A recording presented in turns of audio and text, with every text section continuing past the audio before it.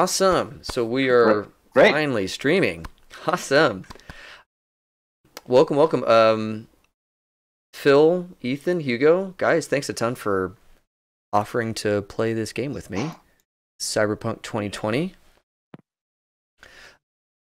So today we're doing some character creation, and Okay.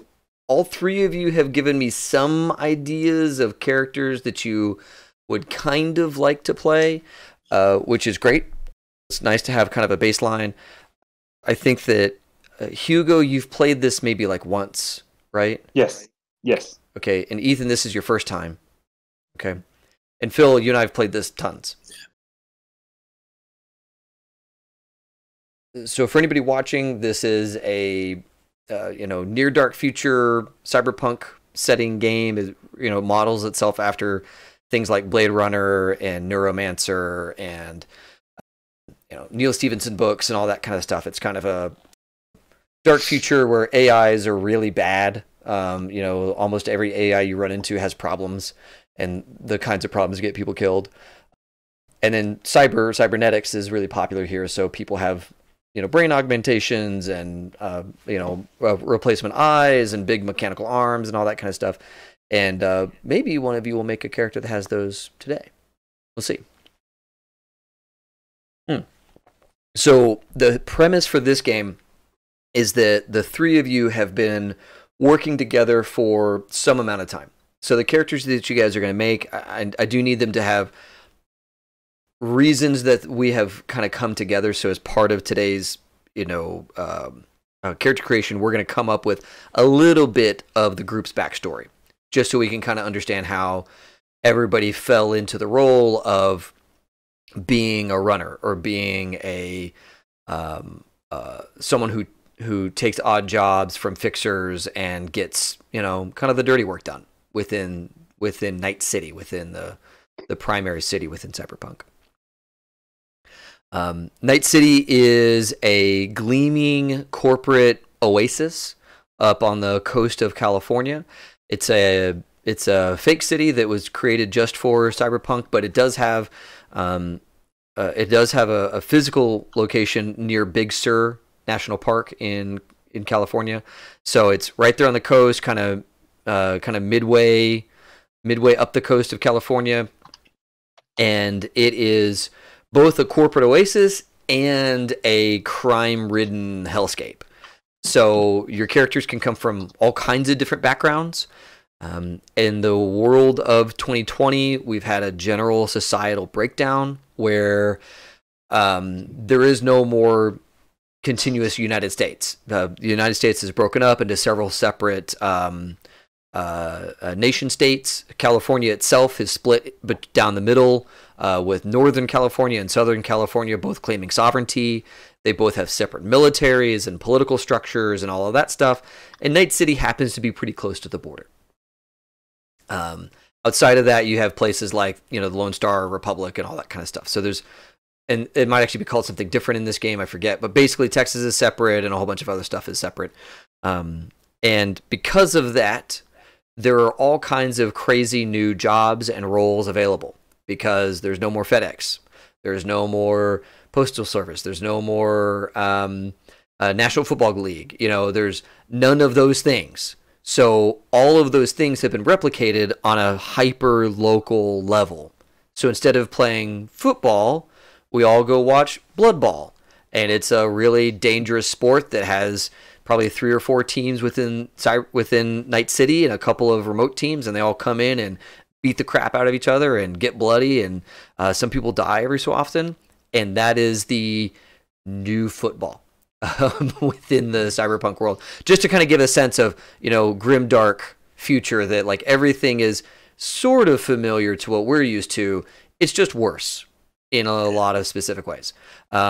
So your characters probably have known desperation, have done maybe questionable things to survive or to get ahead, and that's to be expected. This is a city where almost no one is innocent forever, just because in order to keep what's yours or to grow what's yours, you've got to you've got to do something to make that happen, and it's not always going to be as morally clean as what we might be used to in a stable society.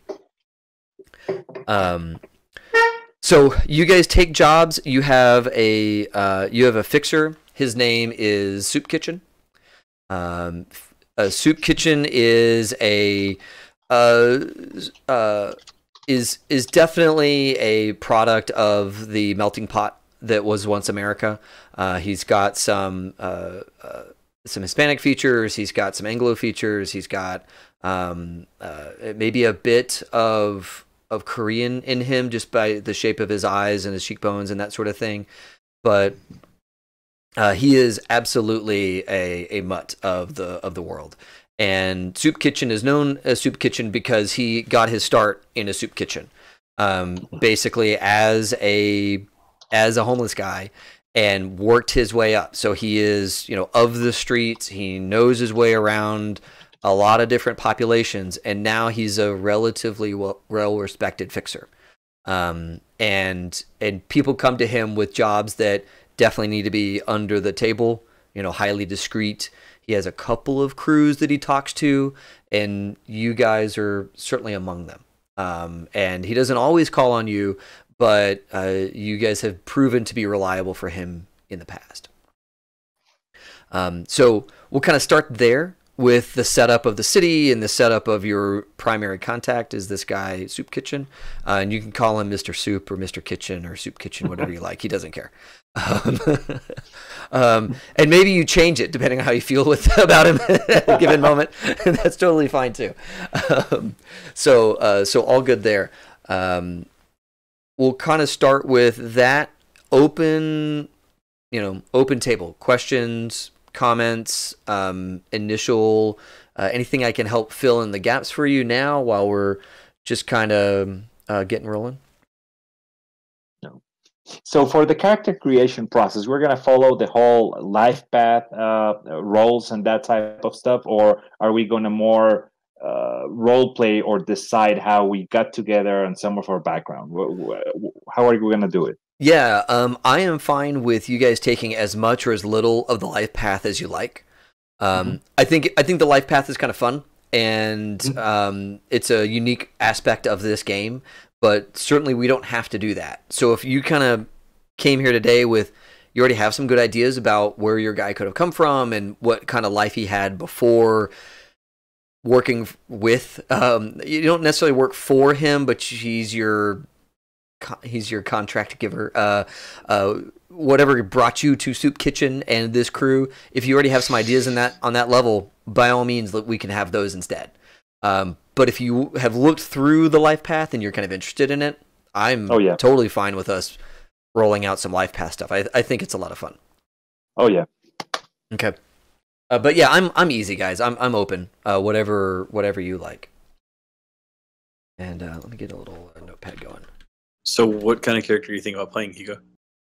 So, the general aspect I'm thinking, I view my character as an ex-corporate guy.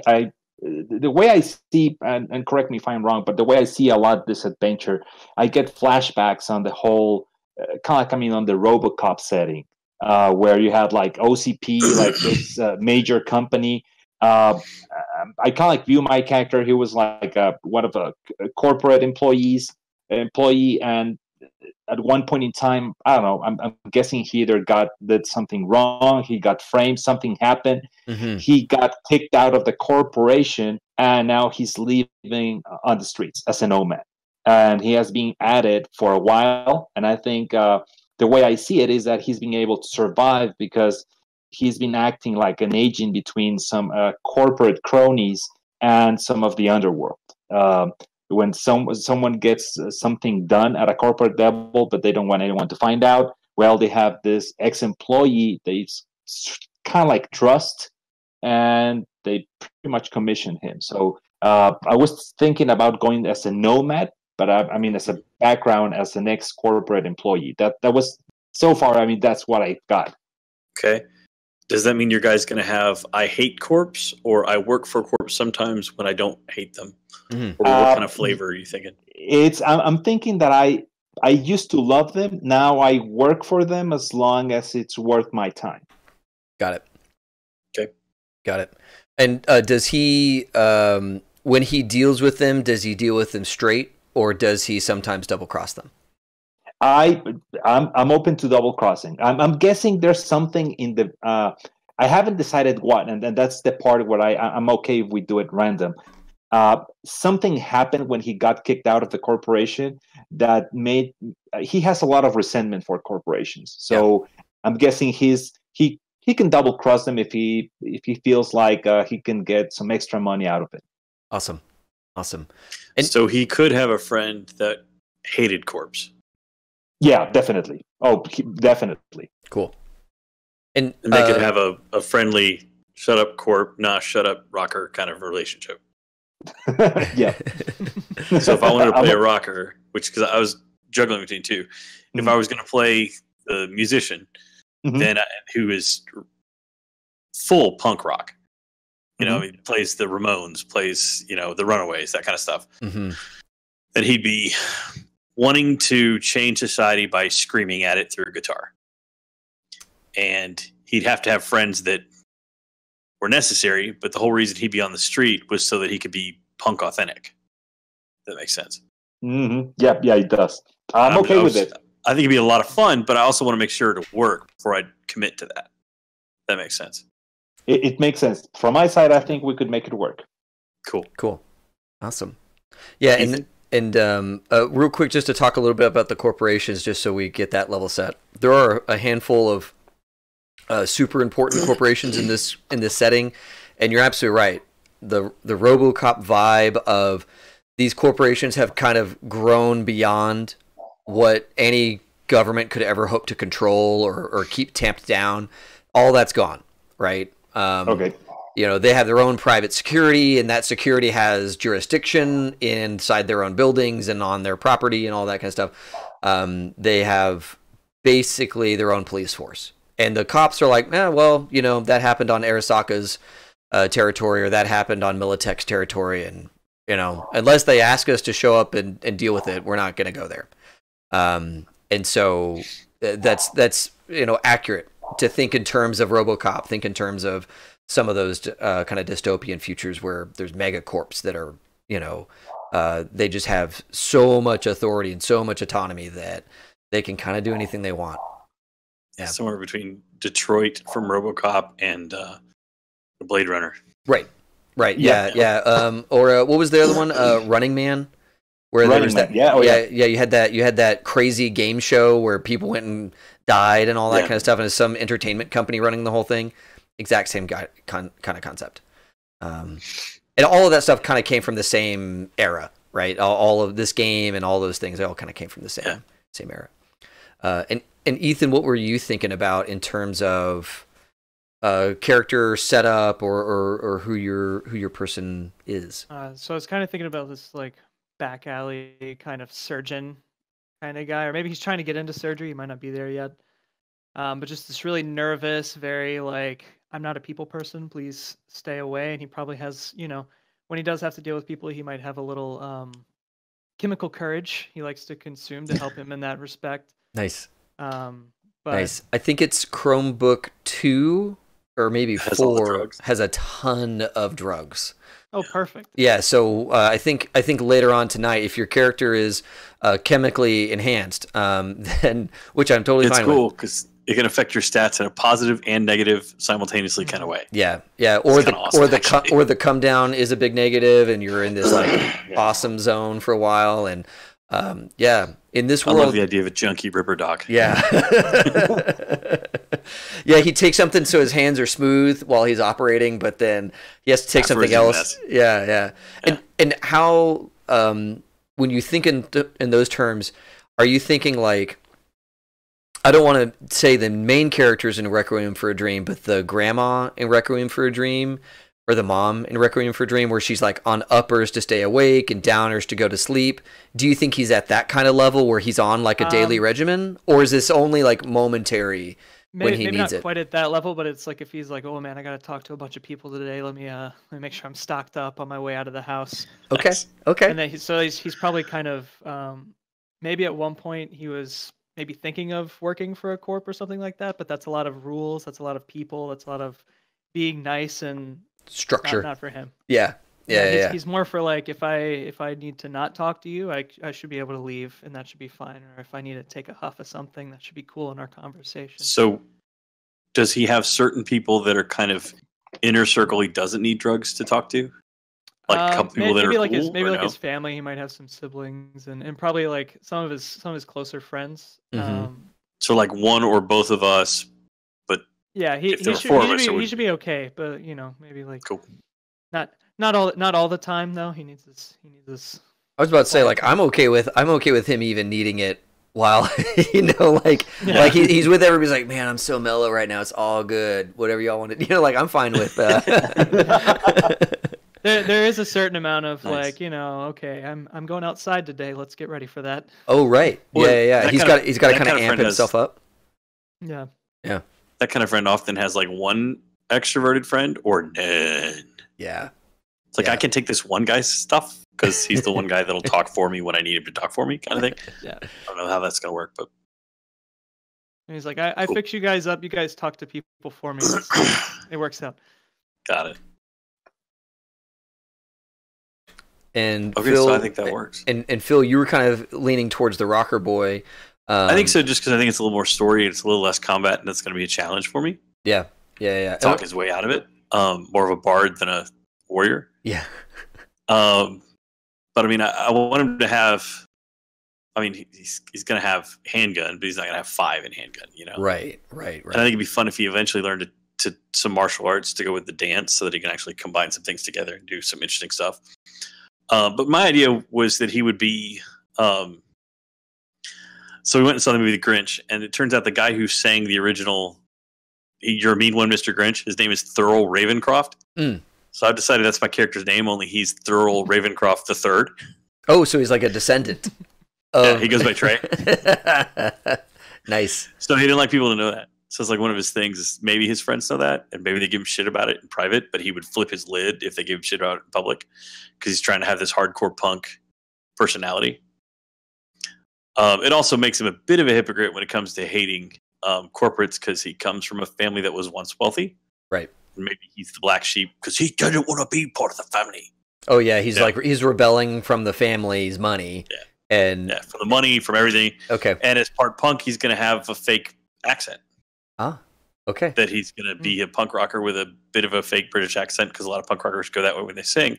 Yeah. And I think it'd be really funny moments if he drops it around his friends. Accidentally every now and then. Yeah, and that gives me some. Like that. I haven't figured out how that's going to go. That gives me some fun stuff because then your family could have some opinions like, oh, he's going through a phase, or maybe they're trying to manipulate him to come back.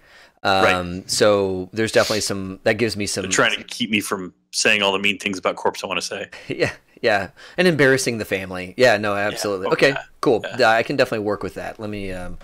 But then his whole reason for being on the street is to not be himself, to go be some authentic version of who he really wants to be. And so getting close to guys who get dangerous would be his thing. Yeah. Which is why he'd like an ex-corp, because he can talk shit about corp with you, but then, it's something he can get along with. Got it. Yeah. Okay. I like that.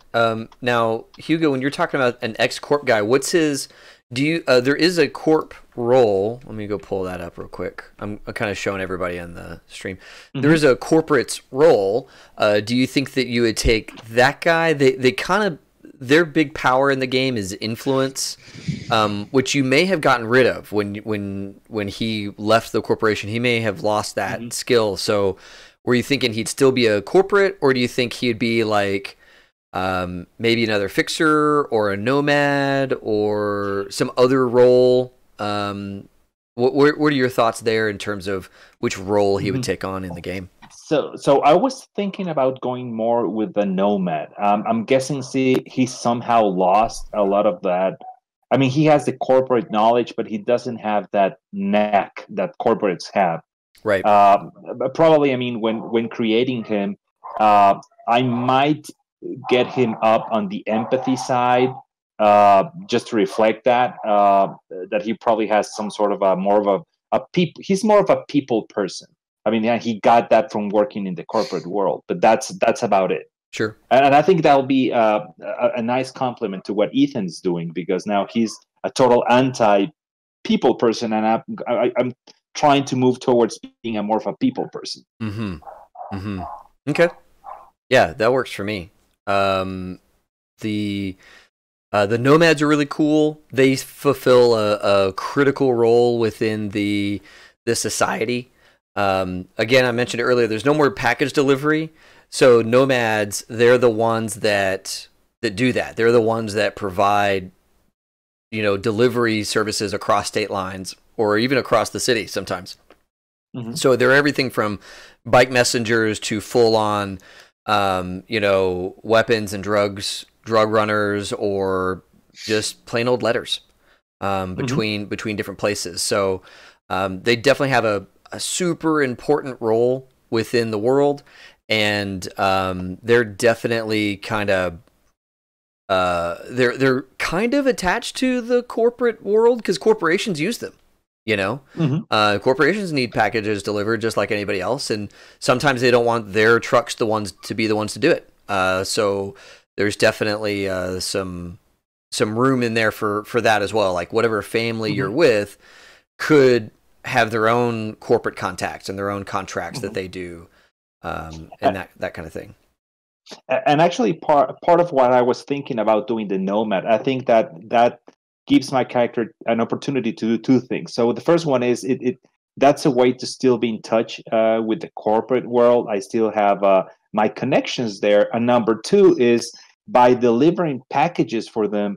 I mean, I know what's going on behind the curtains, so I can see what they are doing when kind of like outside of the public eye, and I like that because it gives me power if I want to double cross them.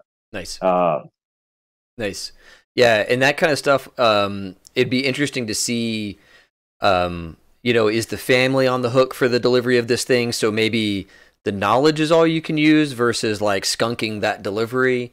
Or maybe there's a time where it does make sense to skunk the delivery and see if you can do it in such a way that keeps the family clean. Or whatever that may be, because I would imagine that your guy is a member of the family, but maybe not necessarily a leader within the family. And that would be because, one, I don't want to kind of deal with you guys having a lot of entanglements, and the nomads specifically kind of roam in packs. So if you're a leader of it, then you kind of have a posse, an entourage that rolls with you, and that would really change the scale of this game.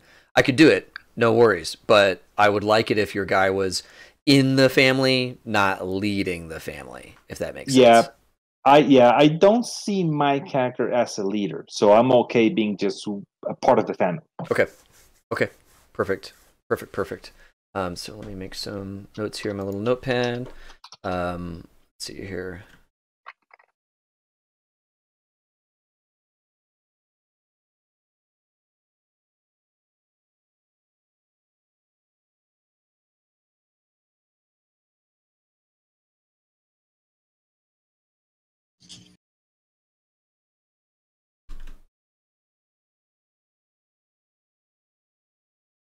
Okay, cool.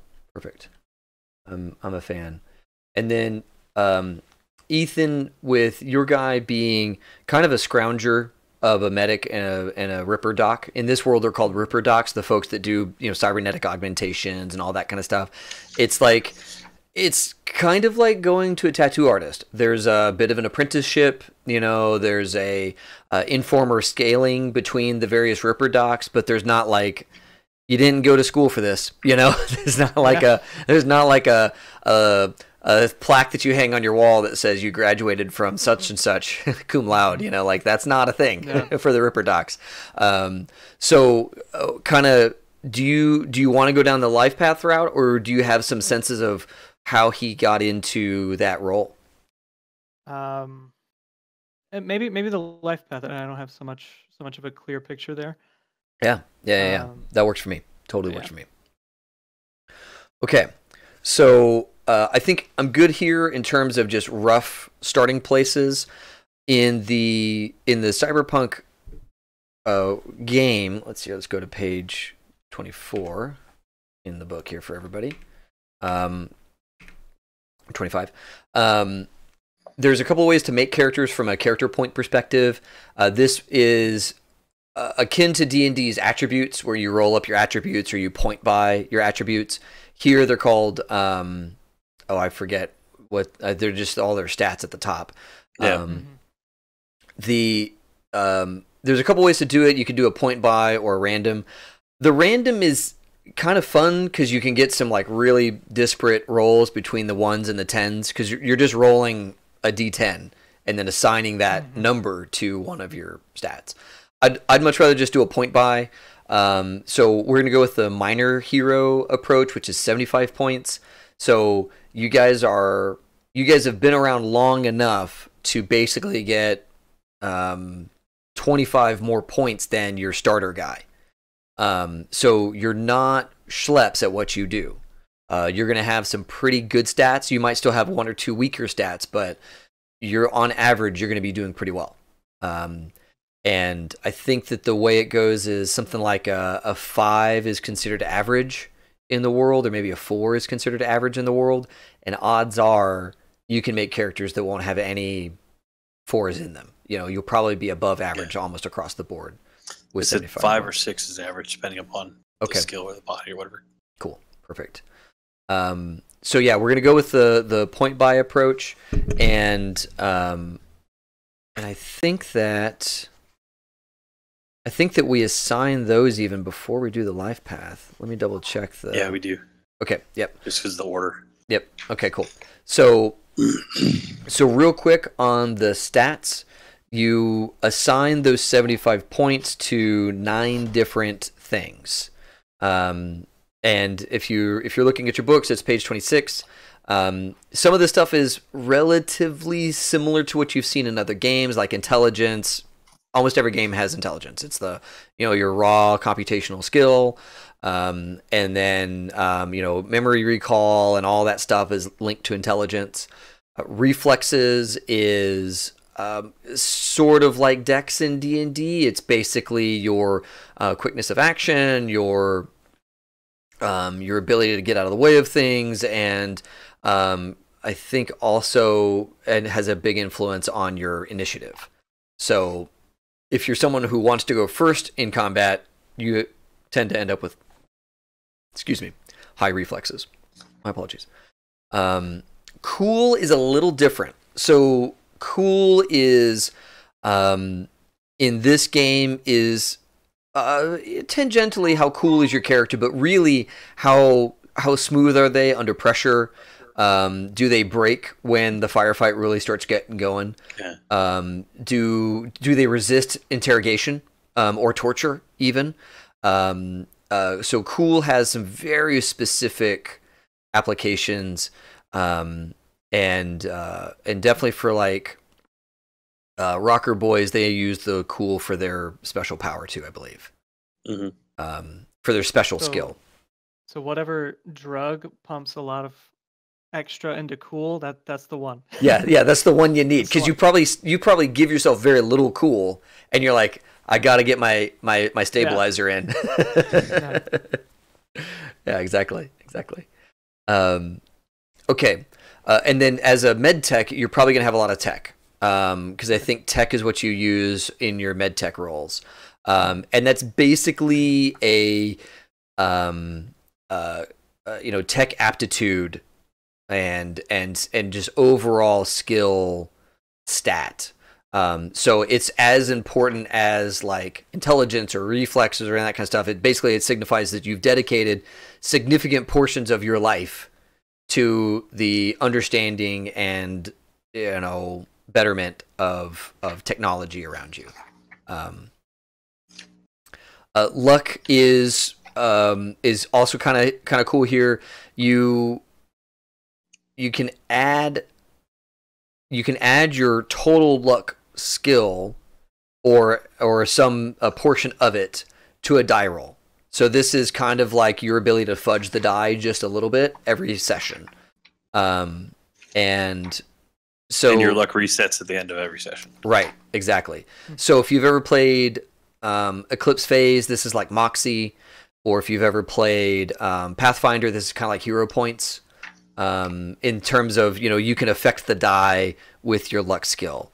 And so if you want to have a character that's just known for being lucky, then, pump some points into this and you'll be able to up a couple of rolls every session to make sure that you just kind of luck your way through some problems. I had a player who notoriously ran really bad rolls. Like, he would always roll 2s on his D10s. And he was like, you know what? Every character I make from now on, 10 luck. I just need it. I just have to spend like 3 or 4 luck on the rolls that matter, because I know it's going to roll a 2. So I just got to do something to get myself over this hump. Attractiveness is used in a couple of specific skills. Some of the social stuff uses attractiveness and that kind of thing. Movement allowance is kind of interesting in that it is how far you can move in a combat round in terms of, I think, meters. And then it also influences your run and leap stats. So you'll put points into movement and allowance, but then there's going to be 2 secondary stats that come into that. And when that really comes into importance is you got a guy who's rabbit, right? And he's running from you. And I know what his movement allowance is, and I know what his run leap is. And can you catch him? Can you beat him? Or are you just destined to fall behind because you're just not that fast? So in this game, we don't all have the same speed. Everybody has different speed based on just how much their life was dedicated towards moving quick. And this is all kind of stuff like parkour and all that is wrapped up into movement allowance. So if you want to be, we're doing rolls over tables and sliding across car hoods and all that kind of stuff, movement allowance is what you want. Last thing that's really kind of critical here, empathy. Empathy is used for some specific stats, some social stats, that kind of stuff, like detecting lies and all that kind of stuff. But critically, if you think your character is going to have cyberware, you want lots of empathy. Because as you add cybernetics into your body, you spend your humanity. Humanity is informed by the empathy. So if you had, say, 10 empathy, you'd start the game with, I think, 100 humanity. And as you add cybernetics into your body, you lose 2, 15, 1.5. You lose chunks of your humanity, and you can get so low in your humanity that you start to become kind of amoral. You've augmented yourself so much that you start to become more machine than man. So as a character planning perspective, if you thought, I'm going to have lots of cybernetics, you might want to put a lot into empathy so that you had a nice big cushion of humanity to spend as you add those cybernetics into your character. Oh yeah, the Twitch chat is great. Miss Glitter is calling out Hugo. What? Yeah. How do I look at the Twitch chatter? If you go to www.twitch.tv/highshelfgaming, make sure it stays muted, and you'll see the chat that's going on. And sorry, John, about Youth Squad. I will tell you about games in the future. I see. Okay, I'll leave it off because I'll get totally missed. Yeah. That's the thing. And so this game does not have cross class or anything like that. You pick your role. That's the role you get, and that informs a special ability that you're going to get in this game, and you go from there. Being the rocker, you're going to get charismatic leadership. Being the nomad, you're going to get family, right? And so whenever you can call on your family to come in and do something important for you. And your skills that follow from that is your packet of skills that come with your class that you picked. Yeah. Then everything else is a skill you can buy with other points. Yep. Sorry, go ahead. No, you're good. And then medtech is, I think with medtech, instead of doing instead of doing a jury rig, you get medical tech as your special ability. So we'll go ahead and take a minute here for you guys to assign those 75 points. Like I said, fill in everything except for run, leap, and lift. The other 9 stats all need points in them. And like we said earlier, 5 to 6 is about average. 10 is peak possible human capability. So if you have a 10 in something, your guy is phenomenal at that thing with their own flesh and blood. There's augmentations that can make any of these things go higher. So if you say, oh man, I love having a nice big body score because I have a bunch of hit points and I can lift a lot of stuff. Awesome. If you want to go higher than that, there are cybernetics that get you higher than that, or drugs that all get kinds you of higher. Cool skin and all kinds of Yeah, weaves and whatnot. So we could have 4 10s and all the rest 7s. Yeah, with 75. Okay. Yeah. You could have a lot of skills. Yeah. So it's a 1-to-1 on the points. Yeah. There's no like, oh, you get so high in the points, you start to get less for everything. No, just straight up. Okay, cool.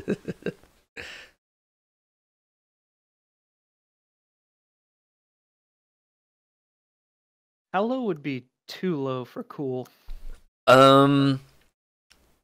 You know, Read the description of it. It's on page yeah. So you said we have 26. What was it, Hugo? What was your question? No, so we have 75 points. So if we have 9 stats, that's an average of 8. So probably going down to a 4, that's already low. Well, I mean, let's see here. So Rocker Boys fixtures. Okay. So if you go like, I would say that a 4, average people are going to notice that he's a little twitchy, Okay. that he's a little off balance, or excitable, right? Mm-hmm. If you go down to like a 3 or a 2, you start to become like, man, that guy's real weird. And a 1 is like almost like you almost can't even function. So I mean, it just so you get a sense of like, if you go way low with it, his personality should reflect that he is barely holding it together. Okay. Whenever he's off his drugs. Yeah, Warrior Fish wants somebody to get a mech suit, which you can do. There are mech suits in this game, so if you want it, you can have it. And it's a great way to disguise that you're losing it. Like you're inside your mech suit, you got your helmet on. Nobody knows that you're like screaming your lungs out with anxiety. Yeah, you mute your Borg. I had a player who they made a Borg, and in this game, the Borg are people who have done so many cybernetics that they're basically more machine than man. And there's just metal everywhere, right? You can hardly ever see any flesh. And instead of a mouth, he just had a speaker, and he just nothing ever moved. He just like had a little megaphone attached to his face. That's hilarious. Yeah. So there's a slash in the reflex and empathy skills. Which side does the number go on? Is it? I like it on the left, but you make that call. Okay. What's the other side for? So on reflex, the other side is for your post augmentation number. Okay. Gotcha. Because there's so many people who get the reflex boosters that it's like, I started with a 9, but now I'm at 11 or whatever it is. And then the empathy, the other side of the slash is your humanity, I believe. Oh no. I'm sorry. It's your adjusted empathy after cybernetics. Okay. Because your humanity rating is your empathy times 10, and then as your humanity goes down by blocks of 10, your empathy needs to adjust down in accordance with that. So like the more cybernetics you get, the less empathetic you are, the less skilled you are at the empathy stuff, like persuading people and leadership and all of that stuff. So if you started with an empathy of 7 and you took no cybernetics, you'd be a 770.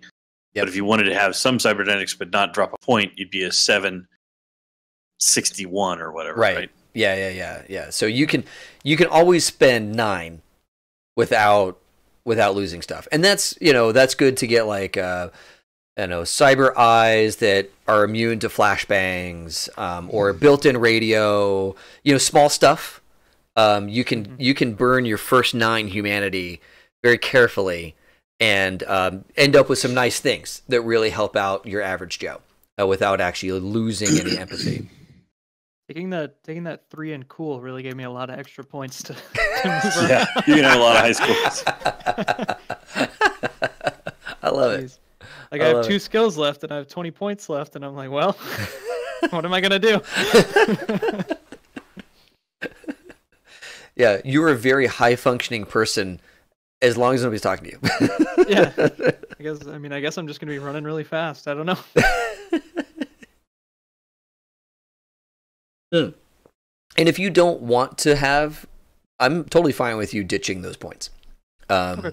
We can turn them into skill points, or we can turn them into rep or something else. So if you say, look, I kind of don't want to have like 8 10s or something like that, that's fine. We can find something else to do with those points. I have 4 right now, and I have 10 points left. Okay. So it's like, I don't know. I might just bump up my empathy to plan for some future cybernetics to help with my Ripper Doc stuff. Mm-hmm. Yep.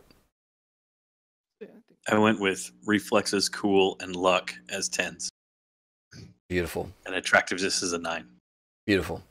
Yeah. So he's going to be very bardic. Yes. And light up a room whenever he comes in. Yeah. Everybody's gonna like, oh wow, cool, man. Yeah. Trace is here. Or Trey is here. I like Trace. Let's go Trace. Okay. I like that.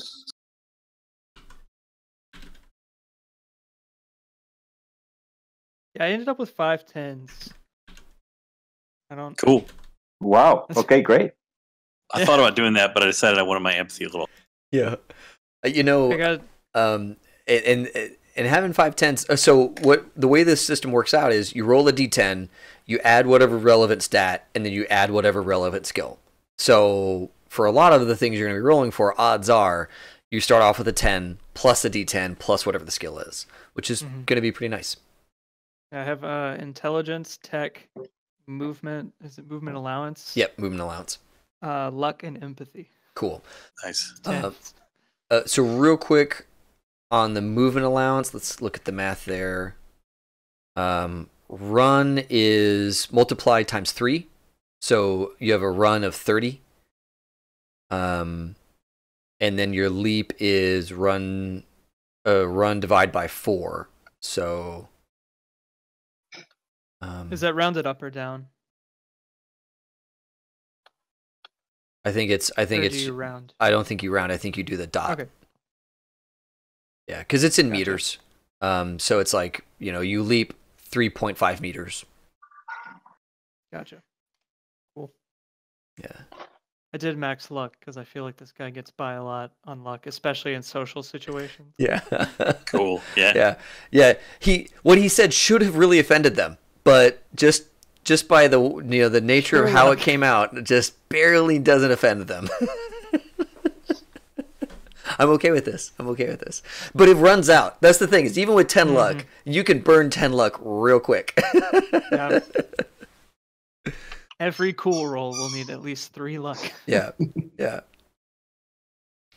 Now it's important to know that you declare the luck spend before you roll the die. Okay. So it's not like some other games where you can choose to do it after the roll, but before the result is known or something like that. You just say, "Yep, this one's really important. I'm gonna burn 5 of my luck on this," and you just add 5 to whatever your roll is. And how do you recover the luck? Everything you spent. At each game session. Okay, got it. Yeah.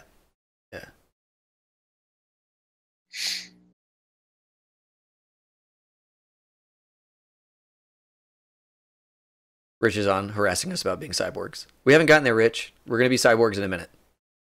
Hey, Rich, I'm playing a bard.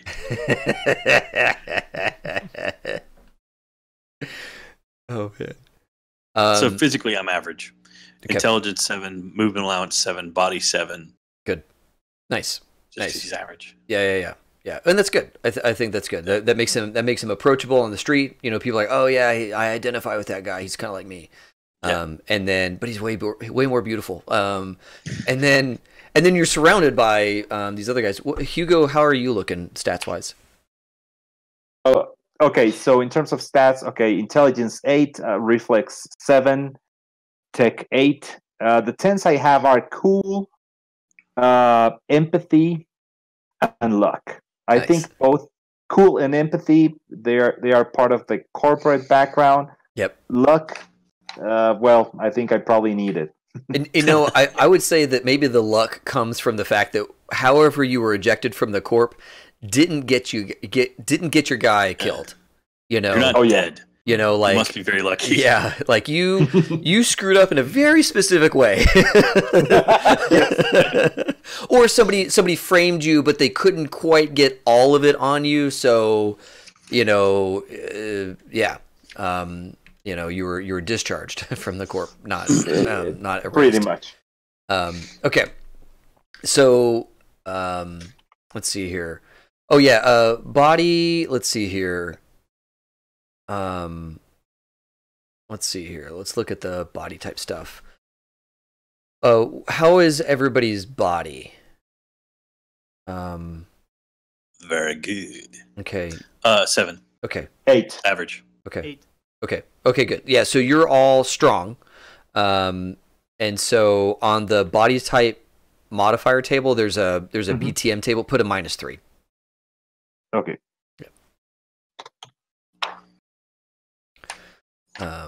Okay, and let's see here. No, I'm actually average, so I take a -2. Oh, you're 7. My apologies. And Yeah, the other two that's guys are okay. strong. Okay. I was just double checking. And then there's a save number on your character sheet. Let's see here. Yeah, the save.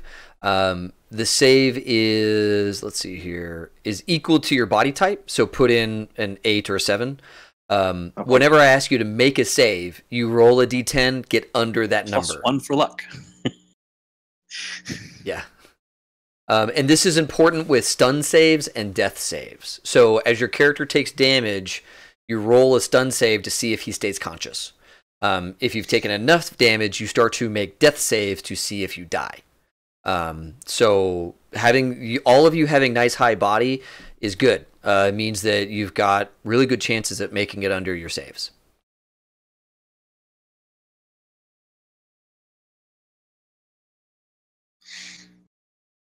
Oh man, okay. Warrior Fish makes the comment, how's everybody's body? HSG after hours? That's good stuff, I love it. Okay, so next up, let's see here. Generate stats, roll skills, all that kind of stuff. Where is my life paths? Okay, yeah, here we go. So life path stuff, we can go as far back as we like to even let the dice check our clothes style, affectations. So if you guys are looking around page 34, that's when we start the life path stuff. And I know that some of you wanted some life path stuff, and I'm fine with us picking and choosing which charts we want to roll on. So Ethan, I think you had the most for your med tech. Where would you like to get started? Like even all the way back to like ethnic origins and all that good stuff? So I'd looked around a little bit on it, and I think I had gone, I had rolled around on the table, and I think I got like Argentinian somehow out of there somewhere. That's at least what I remember getting, so I think that's what I'm going to go with. Okay, yeah, Argentinian is the, descent. Yeah, is the, where's that? Central European? No. I think it was under like South American. Okay. But Central South American. Yeah. Somewhere around there. Okay. All right. Yeah, I think I'd gotten like South America, and I was like Argentina sounds fun. Yeah. Yeah. And I actually named my character Faustino Weiss, but Weiss is like the German word for white. But it works out. It sounds like Vice, and he's really into like drugs and stuff. Like Edelweiss, except it's nice. How do you spell his last name? W-E-I, and then it looks kind of like a B, but it's like the S sound.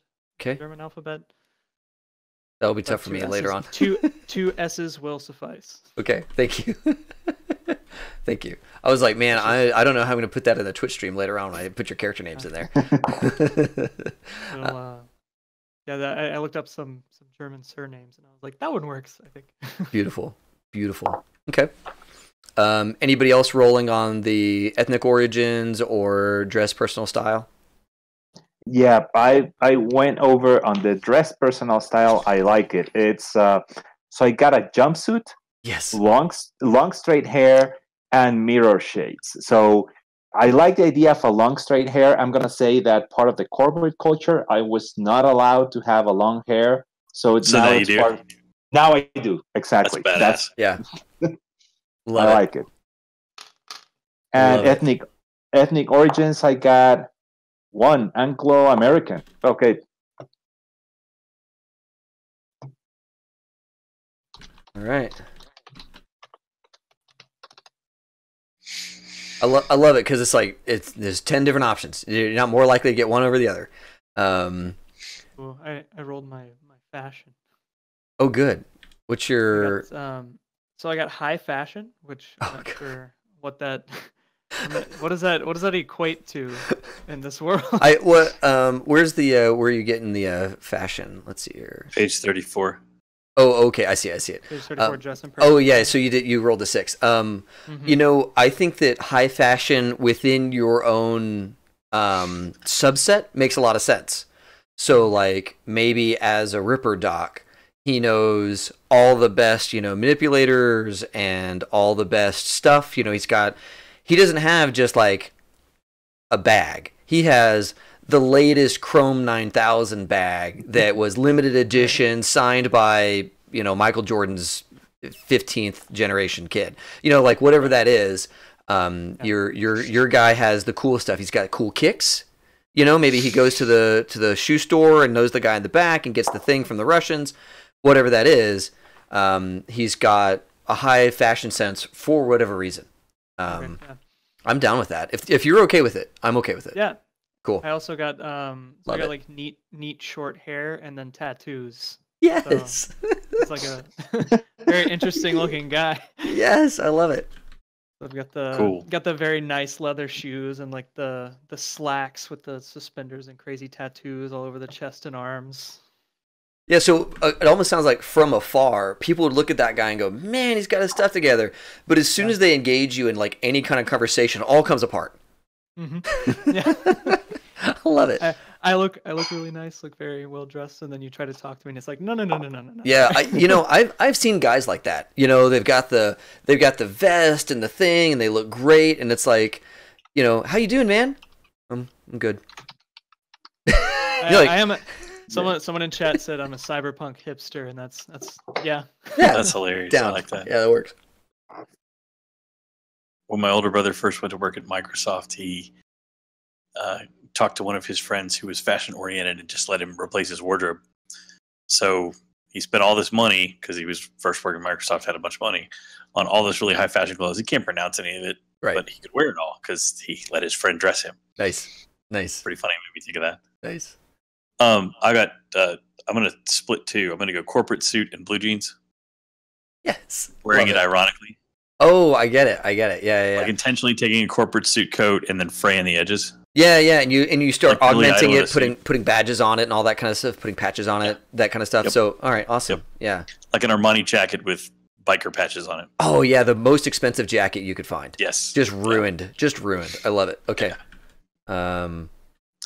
Plus, and you said plus blue jeans. Is that what you said? Spikes. Yeah. Cool. Perfect. Thank you. And then what? I'm sorry. You were saying? I lost you. I got a bit back. Okay, my apologies. It was you were doing the augmented corporate suit, wearing it ironically, really jacking it up. You got blue jeans, so there's a bit of a casual thing going on there. And then, did you get something else in there?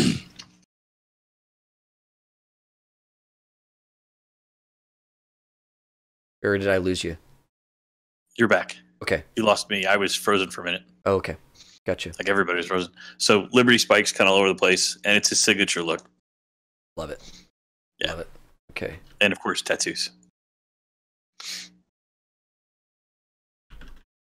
Okay. Which might be the first thing that sorry, Ethan, tell me your character's name again. Faustino. You can just call him Vice. Vice. And Vice, and what was your name, Hugo? Oh, I haven't heard Hugo's name yet. Hugo, No, what's your... I not sure. Give me a minute. We'll come with it later. We'll come with it when later. you get it all write it down. I'll try not to forget it. Yeah. Some folks watching, don't go with Ix, IX. that would be against a rule. Okay, so I love it. That's all good stuff. You know what's really funny in the affectations is the fingerless gloves. I'm so glad none of you rolled. I thought about it. Fingerless gloves, because I knew a guy who wore fingerless gloves, and I would not be able to separate you from that guy, and I would just be like, you've got to change. I don't care. I was thinking Billy Idol, right? So I was considering there's tons of cool people who did it. But it would just for me. One you know. For me, yeah. It really messed me up. Okay. Yeah. Some folks in the chat, they're commenting about it. That's good. Okay. Good there. Are we all good on ethnic origins for everybody? Yeah, I'm a mix. I'm a mutt. Nice. Okay. Which actually kind of tells you why he's so attractive, because he's a blend, you know? Yeah. He's very symmetrical, but has all these like really striking features. Yeah. I'm in. Yeah, my guy's nice and South American with some suspiciously Aryan features, like some nice blue eyes, maybe with his brown hair. Nice. Yeah, and like was it like the glass blue, like the crazy blue eyes? Yeah. Okay. Like it. Yeah, definitely. I know. Sorry. I'm going with my character is gonna be named. It's gonna be named Rich. I'm gonna make him happy. I'm still gonna have the last name pending, but it's Rich. Beautiful. Got it. I love it. Rich, watch out. He's coming for your job. All right. I love it. Okay. All right. So next up in the life path, if we want it, is all the family background stuff.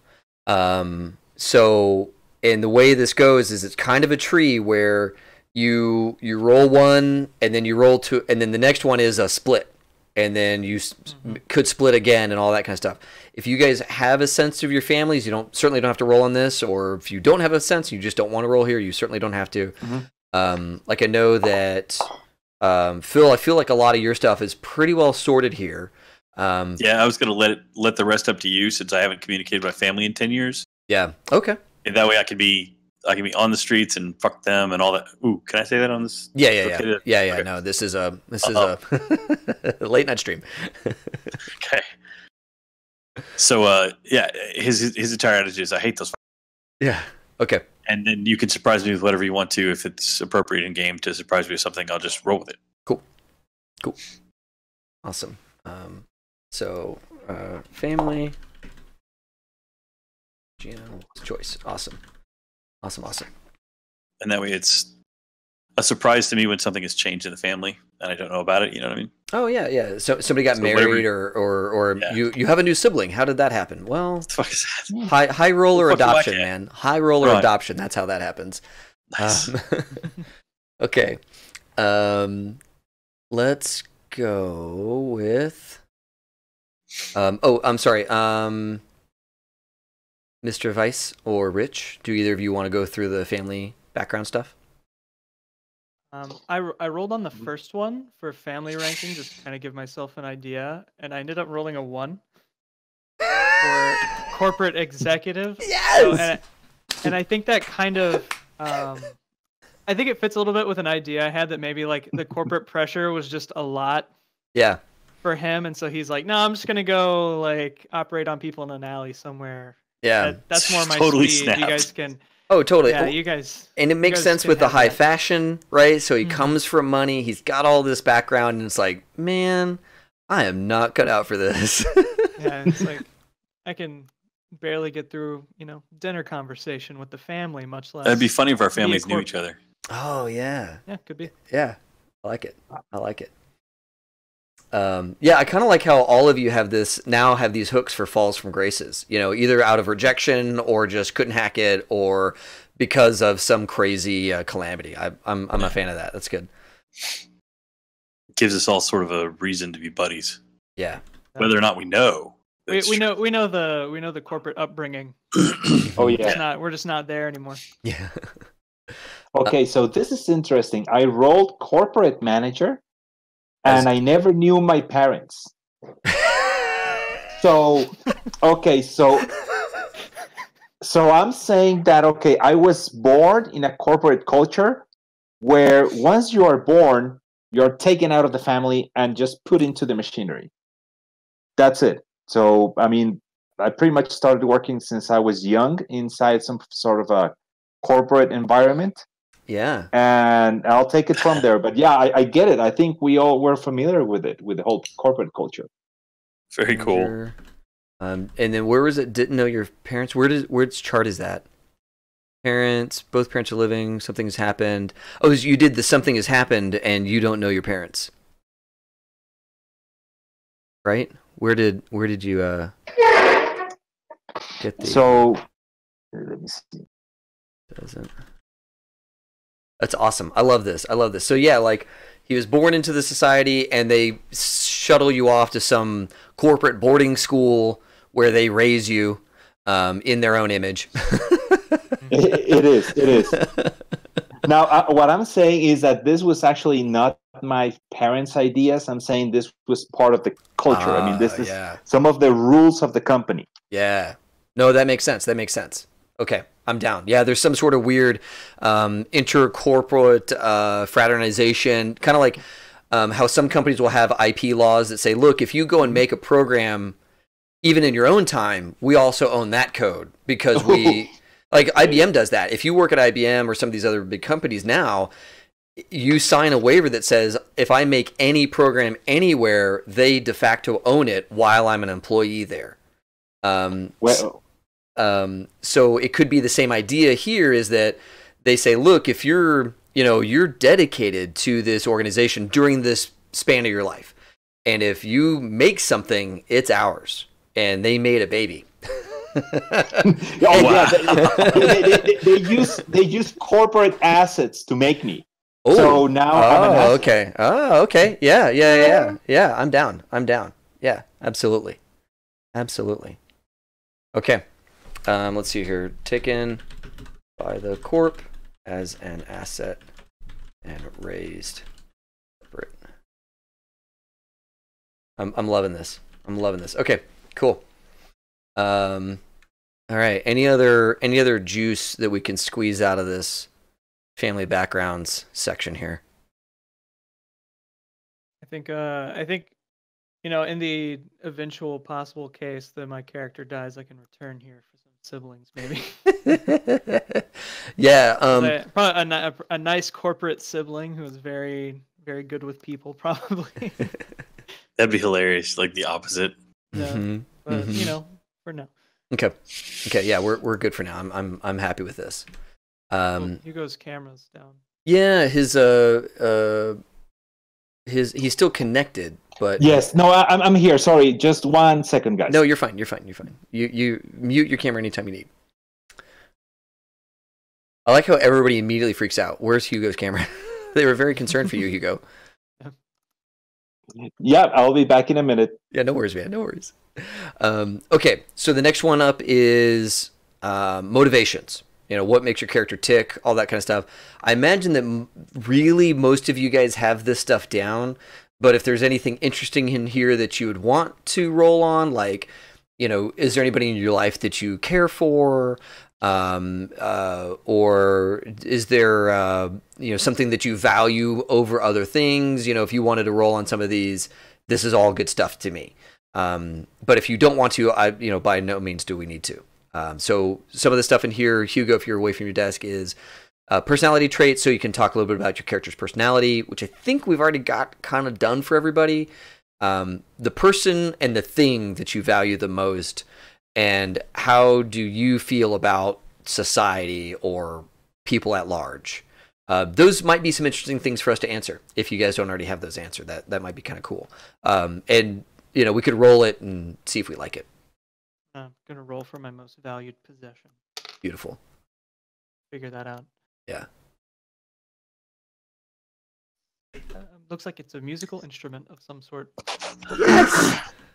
Sweet. Play the kazoo, maybe. We'll figure it out. Right, no, you play bass. Yeah, what I need really I don't is a talk bass to player. anyone. I don't talk You to don't anyone. have to talk I as a just bass player. You stand in the corner, you go, dum, dum. It's very great. You could get the You're gonna love it. you could get the slide whistle. No, that's not an instrument. That is not an instrument. John would be very happy if you got a kazoo and that was your instrument. It's not a fucking instrument. I'm not kidding. I'm not joking. That's not funny. There's nothing fucking musical about it. A cowbell. A set of cowbells. A whole set. Yeah. Well, You can never have too much cowbell. That's right. that's right. That's right. I'll find an instrument table. I'll roll for it. There you go. There you go. There's one somewhere around Randomly here. selected. Oh yeah, there absolutely is. We just need to. What's really funny is he's going to get electric guitar, which is what I play, and I'm going to be coveting it the whole time. Yeah, because I'm gonna have the really You've nice got a one, Strat! I'm gonna have the- Oh yeah, yeah. It's because you come from money. You're high fashion. You're gonna have like the best electric guitar, the best bass guitar, whatever it is. Yeah. I love it. I love it. For now, we'll go with bass though, because I think that's very appropriate. Okay. I stand in the back. I look very nervous, and I just play the bass. I don't Okay. talk to anybody. High end He's a mysterious one. bass. Love it. Mysterious bass player. I might bass. pick up the kazoo as a side. How about the harmonica? That That way you can do the The harmonica. harmonica, The yeah. harmonica like setup where you like lean forward and it's in your mouth, and otherwise you know The just Bob Dylan. Yeah, the Bob Dylan. There you go. Thank you. I was like, I know there's a musician who does that. Yeah. Perfect. High end bass instrument. Okay, and then So for language, is that what would that be? Is that dependent on our nationality? where are you seeing language? Ethnicity gives you access to language. So I'm on the life path, gear, and weapons page, just filling that stuff out so I remember. Oh, okay. Gear and I weapons. think it's like gear. the second page on the character sheet. Oh, yeah. So you will know a number of languages, if you want to.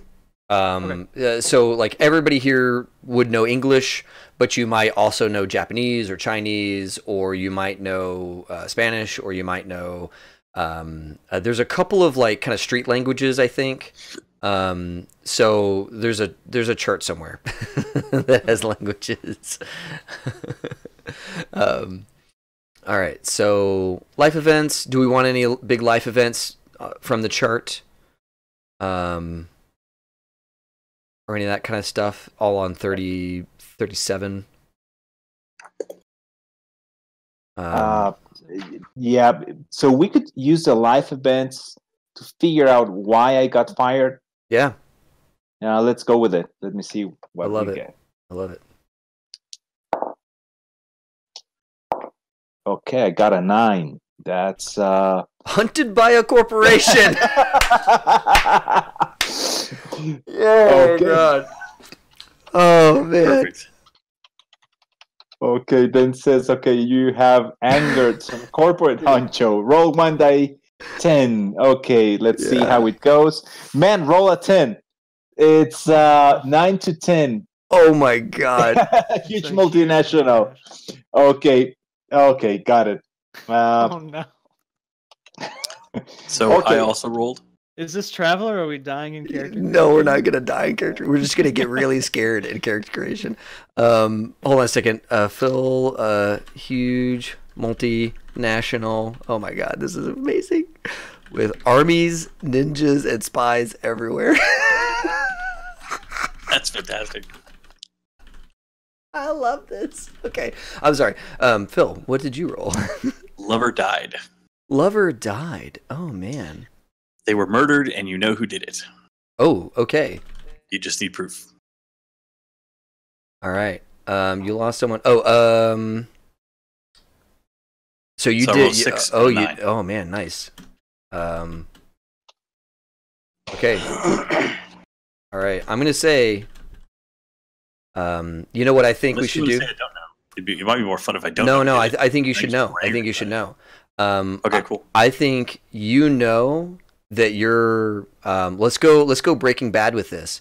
you know your dad killed your girlfriend. Sweet. But you don't have science, bitch. You don't have the evidence, but you absolutely. know he did it. Just all the telltales were there. It's in your gut. You have no doubt, but he was clean when he did it. And so there ain't shit I can do about it. Yep. So my revenge on my father was to leave the family. Or he did it because you left and he was trying to get you back because he thought maybe it was the girlfriend. Right? Maybe you were on the way out. He thought the girlfriend was bad news, so he got rid of her, and now you're just completely off the rails. Perfect. Awesome. Perfect. I think I already have the addiction thing covered without rolling for it. So. You don't need to roll for addiction. That's right. That's right. No need to roll for addiction. We're already there. Oh man. Okay. Yep. All right, perfect. And then do we want to do a you get lucky? Financial windfalls, all that kind of stuff. These do give stat bonuses, so that I'm totally fine with you guys going through the you get lucky. I think it's cool. I'm going to skip it. Okay. Yeah, I want him to be a little more down on his luck Mm-hmm. than I want him to be, even though he's been on the street long enough that he doesn't have an advantage from his history, and he's just got angry. But since he's got a high, I'm planning on getting a high primary skill, so he's going to have a high, have a bit of a career already. Oh, okay. Nice. Yeah. I like that. Okay. So yeah, I love that all of you are like, yeah, no. No more bones. Advantages are cool, but I don't want those. Yeah. Okay, next up on the life path is friends and enemies. This could be a cool way for us to introduce some NPCs and already kind of give them hooks into you and the crew. But we certainly don't have to go down this road. So, and it's really straightforward. Who's the enemy? Why are they your enemy? And you just kind of follow this path if we want to go down this road. And I do kind of like that. It's you roll a die to figure the gender. You roll another die to figure out what their role was for you. So you could have an ex male or female lover, an ex whatever, corporate exec. All that good stuff is in there. I think I'll take one of each. Okay. I think my character needs somebody that they really pissed off and somebody that they don't have to be high to talk to. Okay, love it. That's cool. I like that. Yeah. I rolled the same thing on both. That makes sense. Okay, so I have an enemy that's a booster gang member and a friend that's a relative. Jesus. So now we have corporate hunting rich, and then Vice has got a booster gang. You pissed off. Love it. And it's just one member. It's not the whole gang. Yeah. Like Rich has a whole corp that hates him, but you have this one guy who freaking hates your guts. I love it. And then you have a family member. So the booster gang member, let's see, I accused them of cowardice or some other personal flaw. Okay. The awkward guy goes, chicken. Let's see here. Maybe because your guy is so smart, maybe you called him dumb. Yeah, probably. Or maybe or maybe he was messing with something in front of his crew and you fixed it right away, and now he's kind of embarrassed that he sucks at his job. Probably, because I have the intelligence and the tech, but I don't have the cool to not make an ass of myself. So, yeah. It's like... embarrassed him and made him look dumb. It looks like the feeling's mutual. I think he's really dumb and he's embarrassed about that, so we just don't like each other. Nice.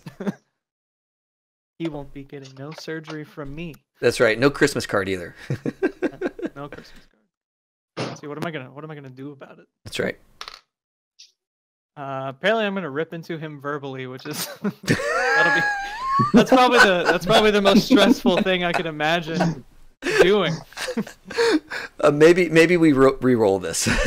Yeah, maybe that. I was like, that'd be. I don't even think my character could manage it. You know, even if they wanted to. Yeah. I'm rolling a lot of 9s. Hold on. Let me try again. Or it could be that Save those. 9s are good. Yeah, or maybe he does it and it's like really awkward. Okay, so I got avoid the scum. So Okay, I'm not going to okay. deal with him. Okay. I'm out of there. That makes more sense. All right, cool. God, what is he going to throw against me? Just himself. Okay, nice. Okay. Personal. He's got no backup. Yeah. That's awesome. Personal vendetta. Just himself. Character. Okay. I love this stuff. It looks like he is mad. The fact that he... Yeah, and when probably everybody's like, "Yeah, no, dude, I'm not gonna help you with that. You really are dumb." Like, no, he was in the right. You're really stupid. I'm sorry. I can't help it. I love it. Okay. And then you have a family member who's your friend. I have a relative, and it's not specifically one of the like brothers or sisters, so it might be like an aunt or an uncle. Okay. That's like more distant from like the corporate life. Sure. Maybe they're in academia. It's an aunt. She's runs a doctoral program for. She teaches anatomy and physiology. Yeah, or something. And that's where you got your reproductionist from. Yeah. So I'm like, oh, cool. Yeah. So you guys talk shop. Aunt to get my start. Yeah. What? Was it? She's a professor of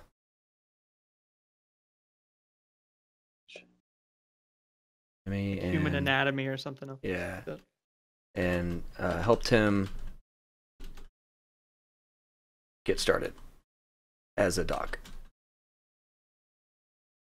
So I'm going to say that she's also kind of bent, like she has this really high-end job, but she dabbles in the underworld, and it was like, where you need to be with these people because you'd be great at this thing. And so she kind of guided you in that direction, and because of that, you two are very close. Cool. I love it. Any other I love this disaster bit, man. This is the hunted by corporation is phenomenal. I love all of these. No, these are all great. Because you have this one dude who's just got it in for you, and then Hugo, you have this giant corp that like will throw real stuff at you if they find you. I love it. Okay, this is gonna be good. This is gonna be real good. I rolled for make an enemy and make a friend as well. Oh, you did a friend. I'm so sorry. I did an enemy and a friend, but we need to do both. Ethan? Yeah. No, you did. The friend is the mentor, right? For Ethan. Yeah, it's my aunt. So my enemy is a relative. Okay, we know who that is, right? But maybe this isn't Dad. Maybe this is a different person. So I'd have two different things because it was a relative that caused a major humiliation. He hates me, and I want to ignore him. Okay. And he has a small corporation he might throw at me. So be a powerful member of my family that's probably around my same age that hates my guts for all the different reasons for who I am. Okay. I get it. Because you probably hate your dad after he killed your girlfriend.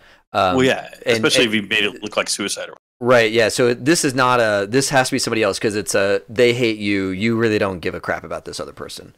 Right. Okay. So it's like someone else hates me for hating my dad, but they don't realize my dad killed my girlfriend. Okay, so maybe everyone else thinks my girlfriend committed suicide.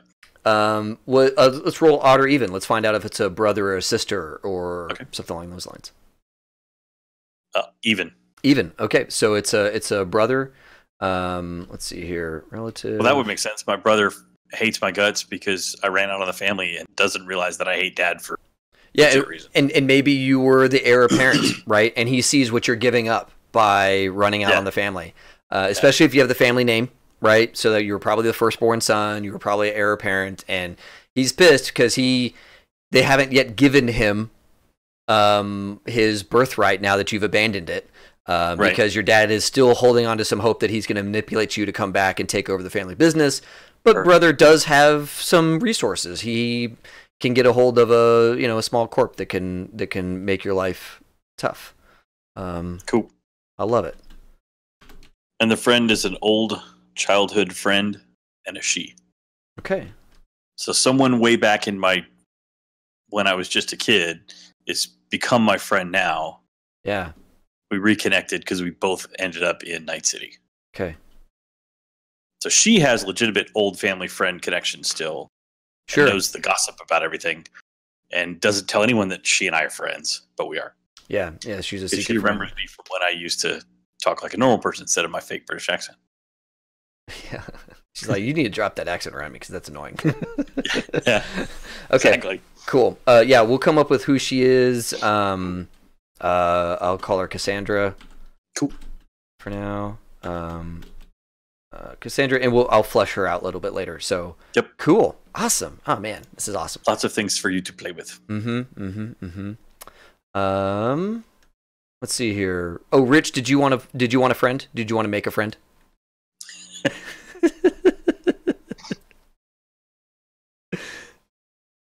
Oh, I'm sorry. Hugo. I should say Hugo because. Oh yeah. Yeah. Sorry. Yeah. It's no. I think I will only depend on this, guys. I might go with romantic life just to see if I can get anything there. Yeah. I'm just gonna skip that page. That's not. I don't think it's in the cards. Yeah. Or it could be like a Big Bang Theory Sheldon situation where you have a. Oh God. An extremely awkward love it. Yeah. That's very by the book, mechanical. Ooh, okay. So it's a happy love affair.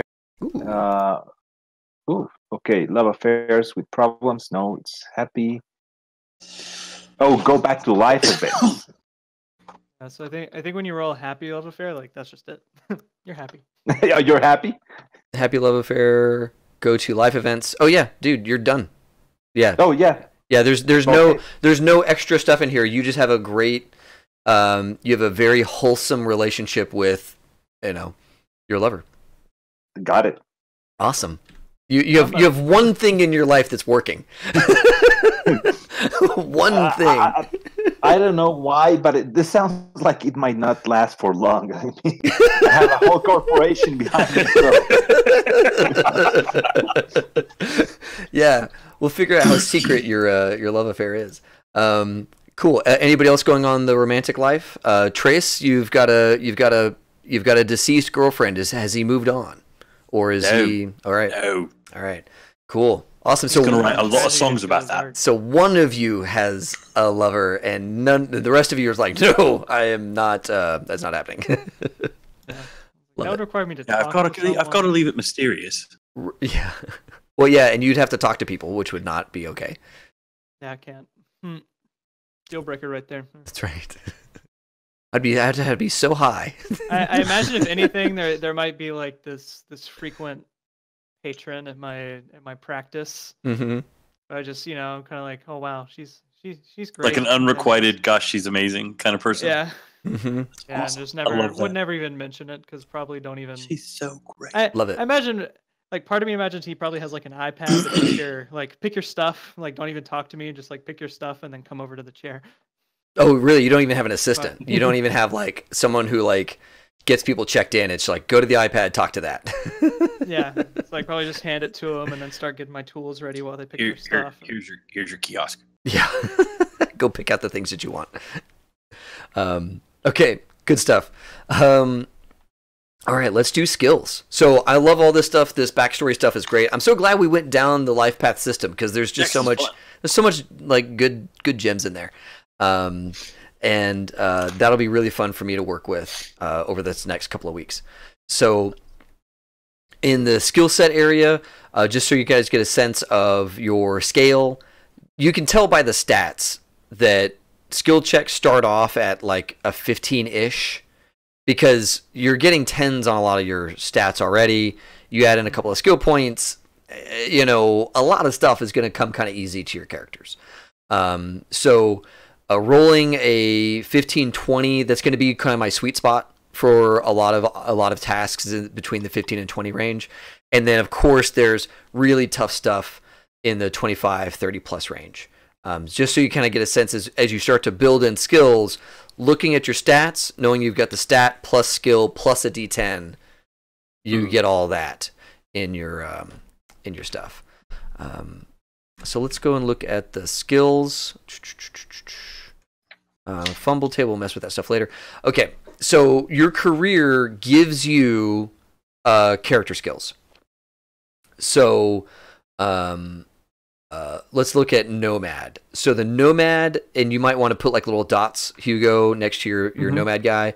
You're going to get Family, Awareness, Notice, Endurance, Melee, or Melee, however you want to say that, Rifle, Drive, Basic Tech, which is like locks and stuff, like mundane locks, and then Wilderness Survival, Brawling, and Athletics.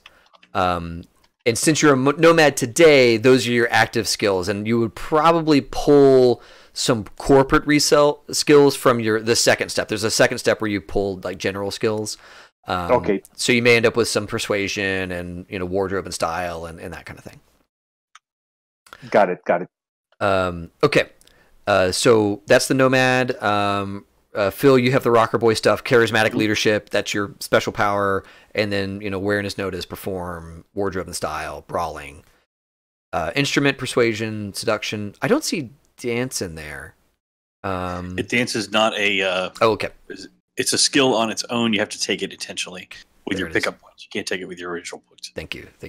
And then Ethan as a med tech. So there's the techie skills, and then there's the med techie skills. Yeah. They're similar, but you have.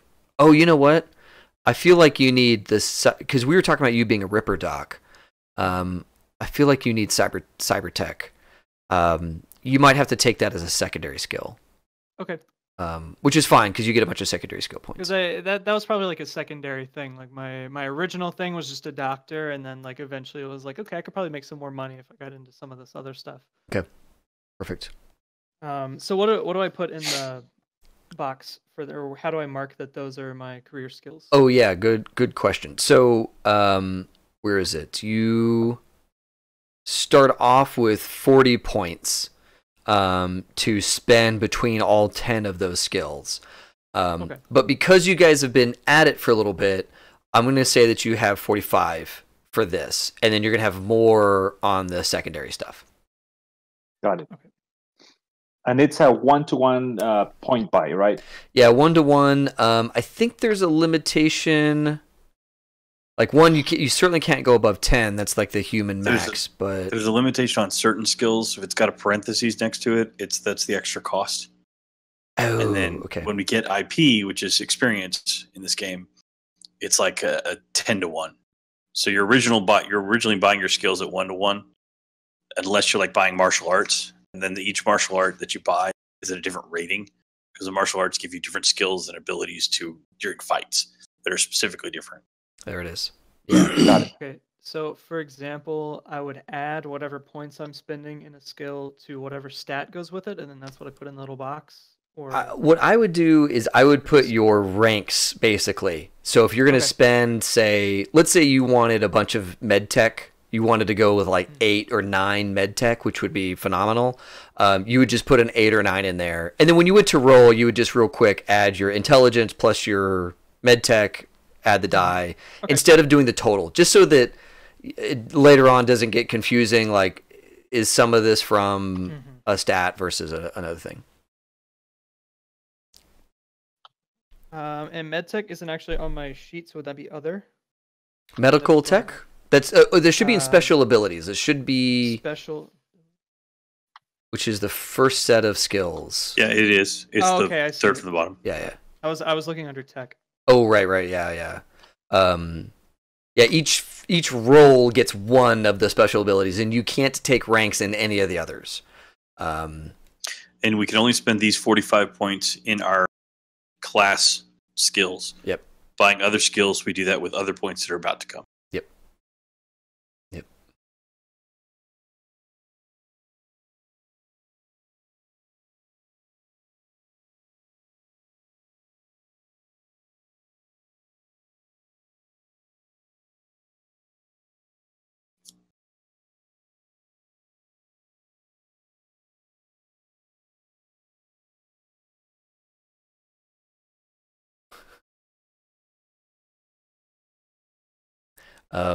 So just to answer a question in the chat, talking about steampunk versus cyberpunk, both are definitely fantasy worlds, but cyberpunk is more about future tech with like gleaming chrome robotic people, and then steampunk is more like past tech with steam engines and kind of a Victorian feel and all of that stuff. Like if you took Victorian ideals and you added a bunch of like steam powered stuff that was very fantastical, that would be steampunk. Just answering questions in the chat. All right. So you guys are going through those. Any questions about your class skills? I've gone through a fair bit of these, and some of the skills can be kind of redundant, but the class skills all tend to be pretty spot on. I went with tens in medical tech and pharmaceuticals. I feel like I need a high pharmaceuticals. Yeah, you see, you get a guy, and there's just a Ziploc baggie full of pills, and you're like, all right, how many of these do I identify? Quick roll, you've got like 85% of those identified. Nice. Perfect. You know the right, the markings, the doses. What am I taking this morning? Let's mix it up. Yeah, exactly. I wanted like 2 really good skills, and the rest just like Yeah. And then for the medtech skill, make sure you take a minute to go look at page 116 that talks about the medtech skill and how you apply it. And then for the family skill, Hugo, any questions around that? It's so that would be like using my family to do something, right? Like to get resources, calling favors. Is that what it's related to? Yep. Got it. Yep. And this is kind of a funky one because the higher you put your stat here, invariably the higher your rank is within the family. Oh, okay, got it. So you really shouldn't be in the 7 and 8-ish range. You should be in the 6 or lower. Like even as a 6, you're an important person. Like people might not report to you, but folks in the family all give you deference because your skill in the family is kind of your pecking order in the family. Got it. So I'm gonna go with the 5. Perfect. Love it. Love it. I initially had mine too high, and after I was reading the description of charismatic leadership, what I would be at a 9, I was like, nope. Yeah. What is the at 9 plus? Hitler. Oh God, you have that. How he can just raise armies. Yeah. You're. So I did drop it, but I didn't drop it that much. I dropped it to a 7. Okay. His play instrument is an 8. Beautiful. So at a 9, he's like winning Grammys. Yeah. So he is undiscovered genius talent. Got it. Love it. And his perform is a 6 because he doesn't sing as well as he plays guitar. Because you don't have to sing that well to sing punk rock. Right. Yeah, you thrash your voice a bit, and that's fine. Yeah, and that's kind of the thing. Yeah. So I've spent points in, stuff that's cool, but not necessarily stuff that's going to make me famous. And crazy. It's also the stuff that's going to make me, the best in a firefight or anything like that. Right. So we'll see how I'm able to use those. I think that'd be an interesting challenge to. Yeah, and it's interesting that both of you, Hugo and Phil, you both have skills that rally other people in different ways, but you rally other people to join your cause or act on your behalf or give you favors or. But mine's strangers and his is family. Yeah, exactly. So mine is crowd control. And his is bringing it. Right, and there's as the rocker boy, you're gonna have you're gonna have a fan base, and they are their own entity, right? And same with Hugo, you have a family base, and they are their own entity. All of them, they have their different goals, and they might be different than your goals, but they think that they're in alignment with yours because they love you, So this is all good stuff from that perspective. But just kind of keep in mind that both of you have these larger entities, attached to you in some way. Got it. Yeah. And our rep will make a difference quite a bit with 2 different pools. Yeah. So, Yeah, definitely. Okay. And then, So I have a question for you about skills. yes. If I want to be able to like build a guitar from scratch, are we talking basic tech or electronics? Oh, I would give it to you as basic tech because so much of the guitar structure is really about the fretboard and the pickups and all that stuff. And the pickups, man, I mean, those are just a slot them in and plug them in. You don't have to know how to solder them. You just need to buy the ones you like and put them in. Cool. I wanted to be able to tinker and mess up a guitar and do all kinds of, but have it be effective. Right. Frankenstein out the guitar, but have it be a skill that he could do. Right. Now, if you said, I want to know how to do my own pedal synths, okay, well, that's probably electronics. But if it's focused on the guitar structure and augmenting it and all that kind of stuff, I'm all in on basic tech being your skill. Maybe I'll put a couple of points in both, and then he won't be great at it, but it'll be enough that he can do. Sure. Well. Yeah, absolutely. Okay. Absolutely. Okay, so to talk about your pickup skills, or actually, let me pause. Are we all good on the 10 base skills that you guys had points in? Any questions or any? Okay. Notable skills, guys, call them out. Anything you have at a 5? Anything you have at a 5 or higher? Okay. So I noticed that at a +9 and above in pharmaceuticals, you can build designer drugs tailored to individual body chemistries. That seems right. Love it. Okay. I need my own special brand to deal with my own special. And you are my own special brand. Anxieties. Yeah. Well, and I'll be purchasing shit from you all the time. That is the thing, man. Yeah, especially if you. I'm making. So what I need is. Yeah, I love this. So yeah, surgery and drugs. That's my thing. Yeah, and what a combo, That's man! Awesome. What fantastic. a combo! I love it. That's great. Take 2 of these, and then I'm gonna cut you here. Yeah, that'll be $9,000 because that drug is for you. Making some money. I love it. Okay, Hugo, notable skills. Anything above a 5? It's I'm still putting some numbers in here, but I would say driving. Yeah, I'm gonna go with the 9 Sweet. on that one. Hell yes. Okay. Wilderness survival an 8, Awesome. and rifle as an 8. Awesome. Fantastic. Awesome, man. You are the muscle of this group. Yes, very much so. Driver and shooter. So real quick on driving, that's pretty much any wheeled vehicle, right? So motorcycle, I think. Let me go back and check. There's not And a then separate hover vehicle's a different one. Right, but I'm sorry. Motorcycle is different than. Okay, so this is cars, trucks, 4-wheeled vehicles that you're good at driving, and like crazy good. Like the tribe probably puts all the hard driving tasks in your hands because they know you're a wheelman and like a serious wheelman.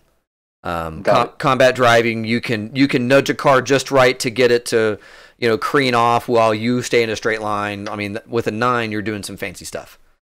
Great. So that's awesome. And kind of keep that in mind. Like when you have skills in the 7, 8, 9s, you're doing Hollywood level movements. So as we get into those roles, say, oh yeah, I'm gonna, on your rifle, you're so good at the rifle that you could like reload that thing one-handed. While your other hand is busy doing something else. And just tell me. Remember, I'm really good at this, so I'm going to do kind of a cool Hollywood thing here, and totally fine when you have those kinds of numbers. Got it. I also put my education and general knowledge at a 5, and I think it says that's like a master's degree, like grad school level education. So yeah, that makes sense with my I love your head aunt. Yeah, I love your fall from grace, man. This is great. Yeah. Like I was probably set up to be like a pretty successful either academic or like corporate. Oh yeah, person. I'm just nope, not for me. Nope. Yeah, I mean, you might have been set up to go into pharmaceuticals and make very specific drugs for governments. Dude, you're or supposed to be the chemist that's making them billions of dollars. You jackhole. Yeah. Instead of just working out of an alley. Underground clinic. Yeah. It's just like spotless. Yeah. I love it. There's like garbage on the street, but it's just sterile. I love it. Yeah, it's all sterile garbage. It looks rough, but it's actually pristine. Okay, and then what else do we got here? Rifle. Any other big notable skills, guys?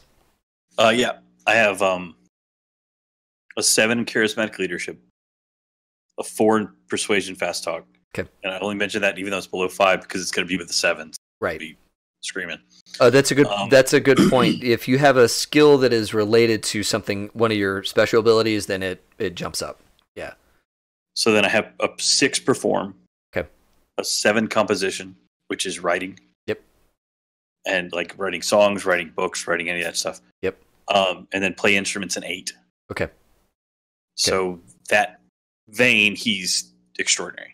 Now, is he a super well-rounded musician? He plays several instruments, or is it like he is a master at one of them? Points into each instrument you play. Yep. And if you're and perform is singing and acting, and play instrument is per instrument. So he's an 8 in guitar. Okay. He does not play drums. He does not play any other collateral instrument. He only plays the guitar. Awesome. But he composes at a 7 also. So when he's putting those two things together, it's phenomenal. So basically, he's an undiscovered superstar. Yeah.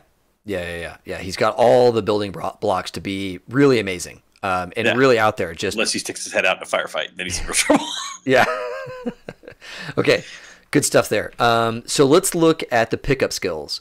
Your pickup skills, which are the you can assign these points anywhere you like, other than the special abilities. So those are off limits, but everything else that's not a class skill, so you can't come back in later and put more points into your class skills. Those are done. But any other skill you like, take your reflex and your int, add those two together. That's your number of pickup skills by default. Mm-hmm. Because you guys have been in the streets and you've been doing well, and you haven't died yet, I want to give you guys 10 more points of pickup skills, which is equivalent to something like, I don't know, like 50 or so IP or experience points. So just whatever your reflex plus int plus another 10, those can be spread out amongst lots of skills. And it pays to be a little bit diverse here, because everybody has to roll sneak. Everybody has to roll awareness notice. Everybody has to roll some of those skills. You'll want to have that stuff done. Got it. And it's also a 1-to-1 ratio, right? Even if it's like none of the core. For now, yeah. And a couple of things of note.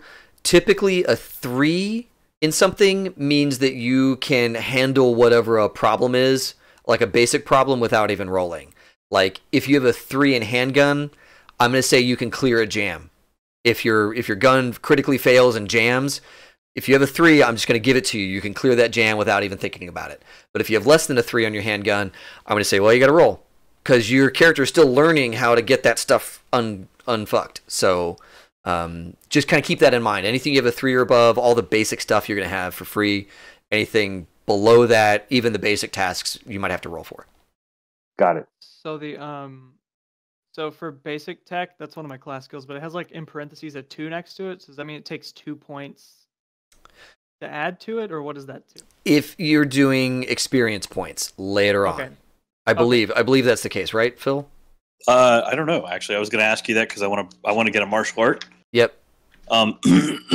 So we use that as the difficulty modifiers are listed in parentheses next to schools. The difficulty modifiers are how you spend points afterwards, but I don't know how you.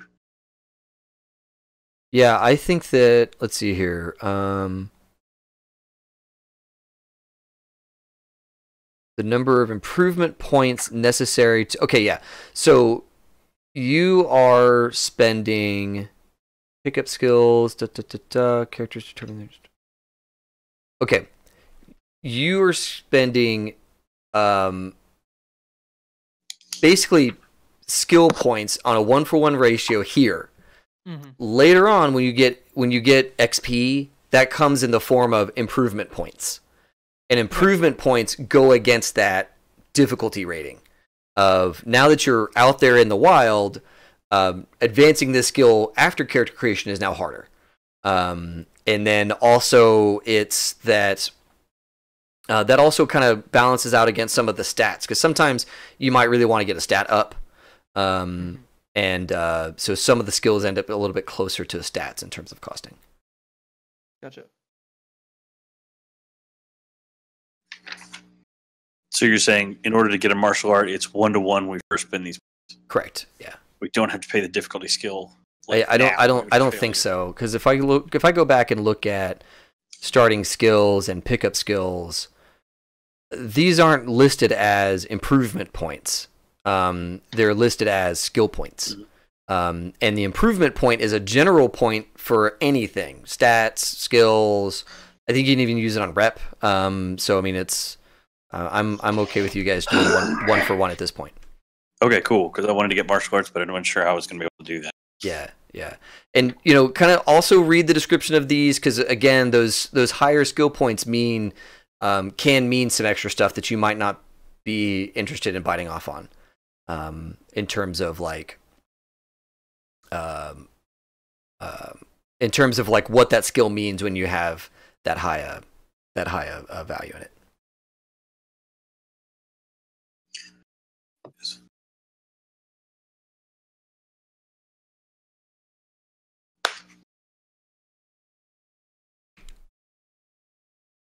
Also, is anyone else interested in getting a martial art? Well, I've got the chart up.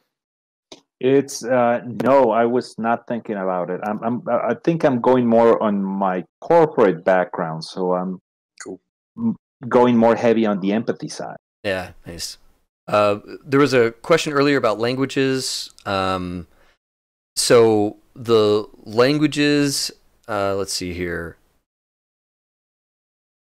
So no language, you have to spend skill points in each individual language. Right now, they're a 1-for-1, but later on, if you want to improve them, then you have to go against whatever the difficulty level is. Okay. Yeah. Okay. Yeah, I think I'm going to spend a couple points in German. Just maybe I picked it up from my grandparents. Yeah. Probably be about it for my languages. Yeah, absolutely. And just so you know, when you're doing the no language, you're learning the specific language, but it's in the Germanic family. So, yep. So learning German doesn't mean you also get Swedish for free. Yeah, so it's just specifically for German, not for the whole family. Correct. But the difficulty rating later on is based on the family.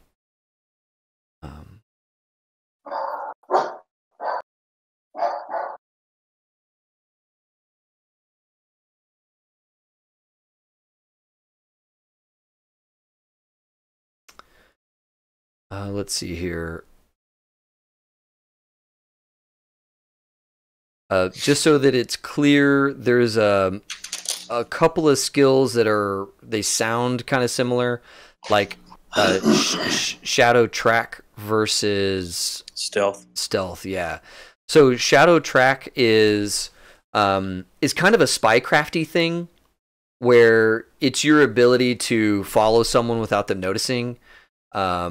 And when you have lots of people involved, it gets easier because you can have people ahead of them on a street corner, and then you've got somebody kind of radioing in on where they are. So shadow track is really kind of a spycrafty thing of following someone without them noticing, whereas stealth is your ability to straight up hide from people trying to find you.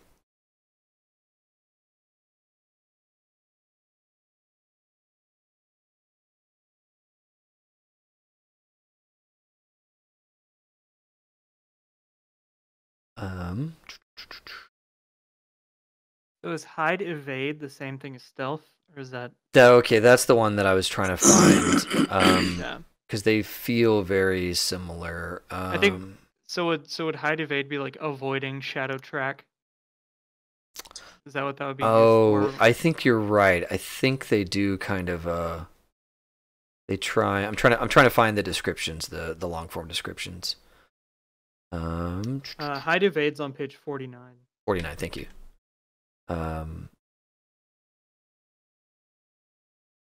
Oh yeah, at the bottom there. Okay. Skill of losing pursuers, covering tracks, and otherwise evading people on your trail. +3, you can lose most booster gangers in on the rampage. +6, you can ditch cops. 8, ditch most solos.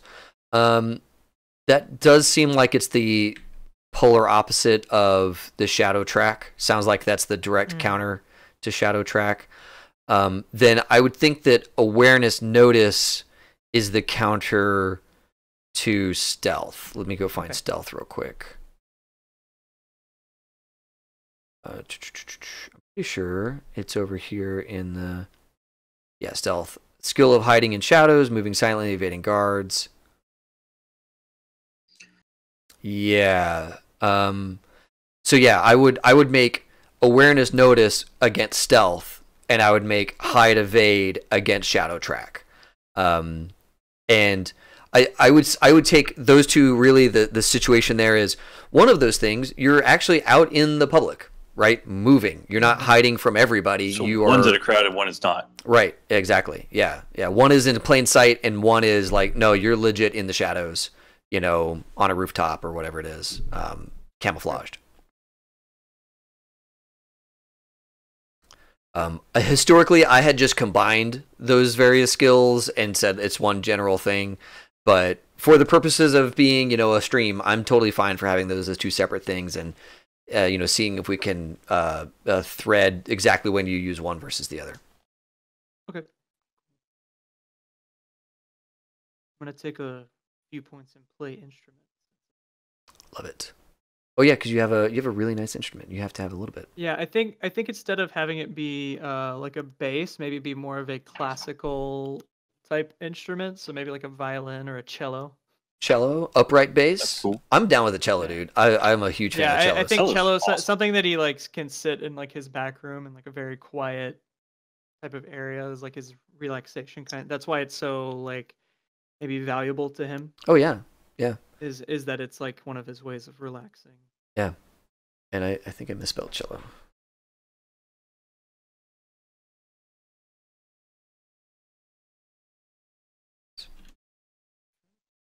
The tech skills again.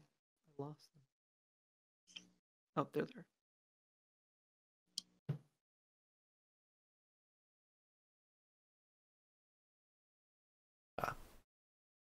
Extra L.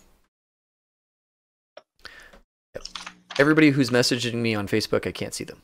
Just so you all know. And I see Chip's in on the stream. Thanks a bunch, Chip. So do any of these skills go into like being able to dodge getting shot and stuff like that? Oh yes, I think there is a dodge skill. So would that be dodge and escape? Let's look at dodge and escape. Because I want to make sure I have at least a couple skills that aren't just character being really nerdy. Oh yeah, there we go. This skill is required to dodge attacks and escape grapples and holds. Oh, so yeah, and we need to look at the defense roll. Because I think you get the defense roll on like melee attacks, but not on ranged weapon attacks. It's one of the two. We'll have to go back and check it. So the dodge and escape has a specific application. Yep.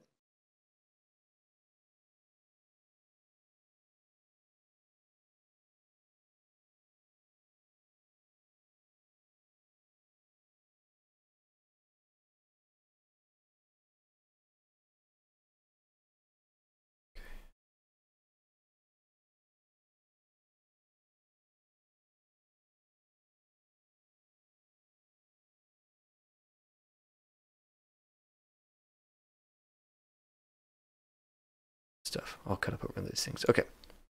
Back to chat. Okay. Let's see here.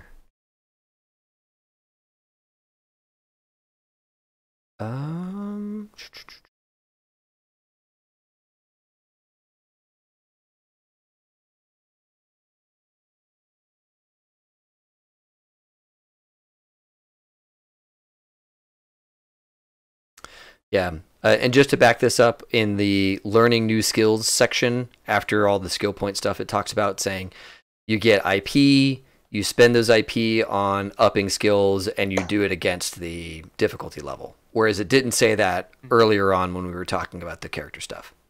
Yep. Cool. Picked up chemistry as well. Love it. I mean, I feel like that's implied with pharmaceuticals, but it isn't. Different kind of chemistry. Yeah, right. Yeah, it's a different whole different thing you're working on there. And I also have handgun and stealth, dodge and escape, as far as like combat stuff goes. So I'm hiding, shooting, and trying not to get grappled. Love it. So those are my special skills. All right, good stuff. So we've got our skills. Are we all good on that stuff? I think so. Okay. Yes. Okay. Okay, so let's see here. On the reputation side of things, so you all get, let's see here. I think But you want to tell us normally what we're extraordinary at? I think normally with rep, I think everybody starts at 0 or something like that. Let me double check this. Character section.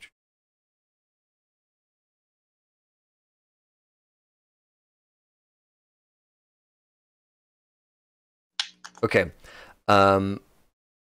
Yeah, so I'm going to say that you guys have been around enough to get a rep of 2. So there's a bit of buzz on the streets about you guys for various things. Maybe as a crew, or maybe as your rocker, that kind of thing. But a few people know about you guys in the wild, and that's just as because you guys have been in the streets a little bit longer than a brand new fresh off the truck character. And we can figure out what specifically those 2 rep points are attached to, because you can have like specific moments in your characters' lives, or how that reputation came about. And we can definitely work on that kind of between session 0 and session 1. Okay.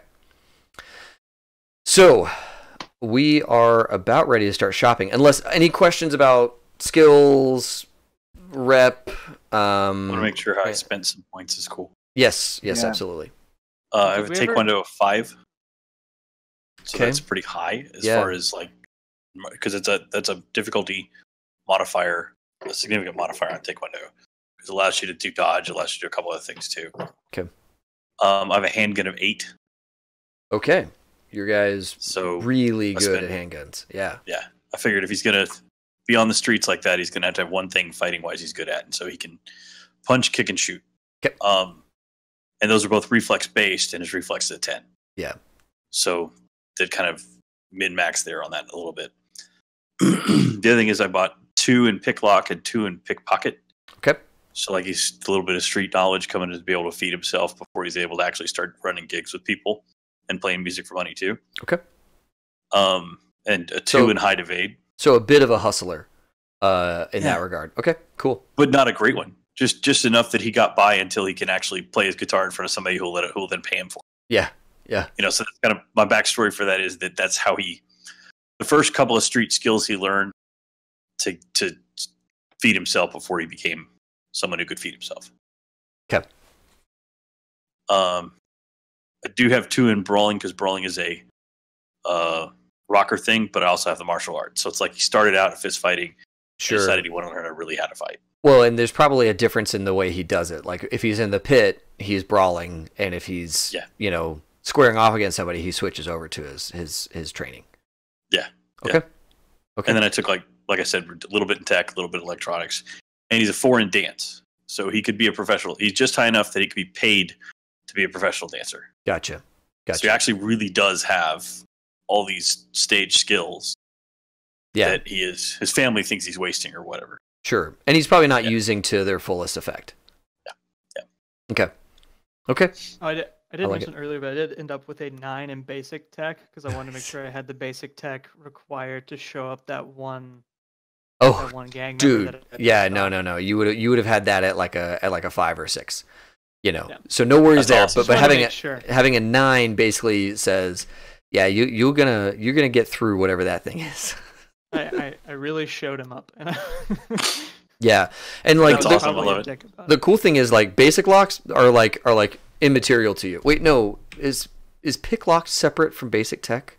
Pick lock is separate. Yes. Okay. Yes. But basic tech, like any kind of mechanical problem, any kind of any of that stuff. Electronic lock, he can put his basic tech plus his pick lock. You know, and he's way outscored somebody. Yeah. I think it mentioned like TVs and radios and stuff at lower levels, and then up until like engines and stuff like that. Right. Like yeah, engines. like a car or jet engine. Yeah.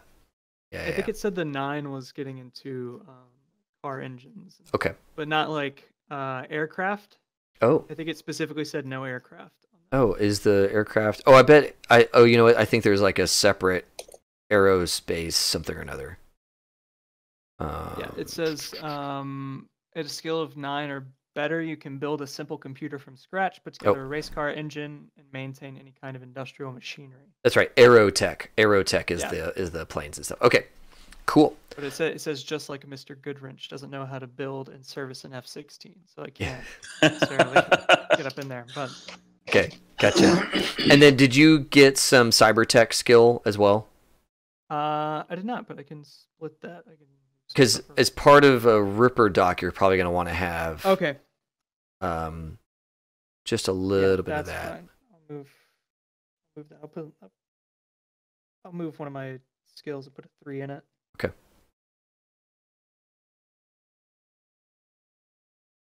Maybe yeah.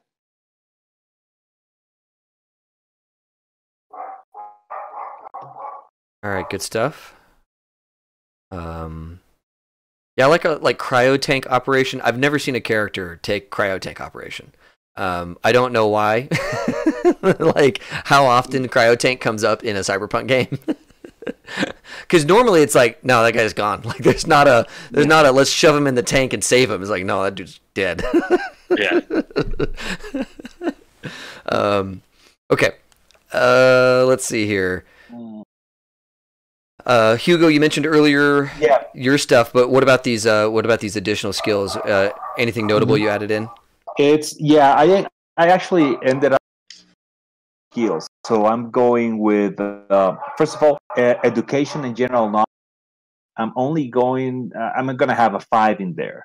Okay. Now the trick is on empathy. I'm going with the 7 in human perception, and 8 on persuasion and fast talk. Nice. The way I see it is, I know a little bit about a lot of stuff, but not enough to really get anything done. The way I got ahead is I persuade people to do stuff for me. Right. Well, okay. and that puts him at like, you know, corporate world. He would have been middle management. You know, he would have been a political mover and shaker without having lots of skill to do it himself. Mm-hmm. Exactly. Nice. And finally, I got a 5 on Streetwise. When I got out of the corporate world, I think I got enough. I try to apply the same knowledge of just figuring out how the underworld works. Yeah. So once again, I kind of like I'm trying to apply the same things I did inside a corporation now on the outside. So I'm kind of like a fixer. I get you stuff. I can deliver you stuff. I can get you whatever you want. Real quick, Ethan, does your guy have any Streetwise? No.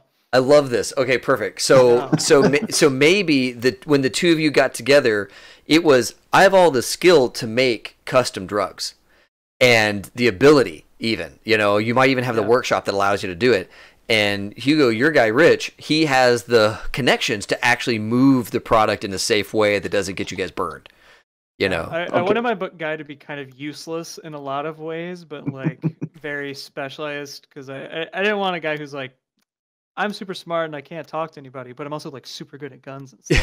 You know, I want to be kind of a disaster. That's hilarious. I love it. His field. Yeah. No, that's great. That's great. So, Absolutely great. He'll be doing a lot of running and hiding, and probably not be very good at running and hiding. Awesome. Okay, I love that you have no streetwise, but can make illegal drugs. That is phenomenal. Not only that, but illegal drugs tailored to your body chemistry. Right. Exactly. Walter White prior to being Heisenberg. Exactly. Yeah. And that's great. I have a 8 on persuasion, so even if it's not tailor made, I'll sell them. You give me whatever you have, I'll get it on the street. Love it. And I'll write a song about it and make it popular. I feel like Hugo's character is like, just give me some drugs to sell, and I'm like, what you mean, like not perfectly pure meth? You want it's like just like no, we don't need that. We just need just give we just me need the the basic stuff. Yeah. And I'm like, what do you mean? I can't make that. Yeah. It does not compute. Yeah. That's fun. Okay. I love it. I really do. I like how we went from being a crew to be like really being drug kingpins. Like this could almost be a Narcos game. Yeah, could almost be a Narcos game. Almost, So we'll have to think on that. Okay. That's kind of fun how character creation opens new doors for you that you never knew you needed. This is why you do a session 0 and don't just jump in. Exactly. Yeah. Now I know way more about you guys, and this will be great. Nice. Okay. Any other big notable skills we haven't talked about so far? Mm-mm. Okay. Nope. I have library search. Okay. Just in case I need to look something up. Yep. I feel like that comes with the background in academia, maybe. Yeah, and it is a different thing. One is just straight up smarts, and the other one is figuring out how to get smart on something real quick. So good stuff. Love it. I love how in the book they give like little hot tips. So like, hot tip: photocopy this page. Yeah, it's fine as long as you're just doing it for personal use. Yeah, exactly. And it also kind of dates the game, right? They're like photocopy. Yes. Yeah. All good stuff. I love it.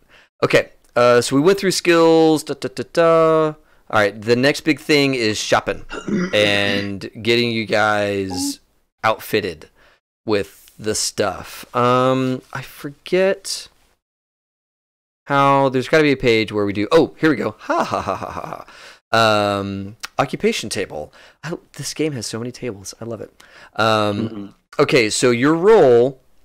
There's a table on page 58, and it's basically your special ability level, and then your role that tells us how much money you get every month, and that's going to help us figure out what your quality of life is. Because you could say, "Look, I live in squalor," or "I live the high life," and that's going to take part of your monthly income away, is depending on what level of society you live at.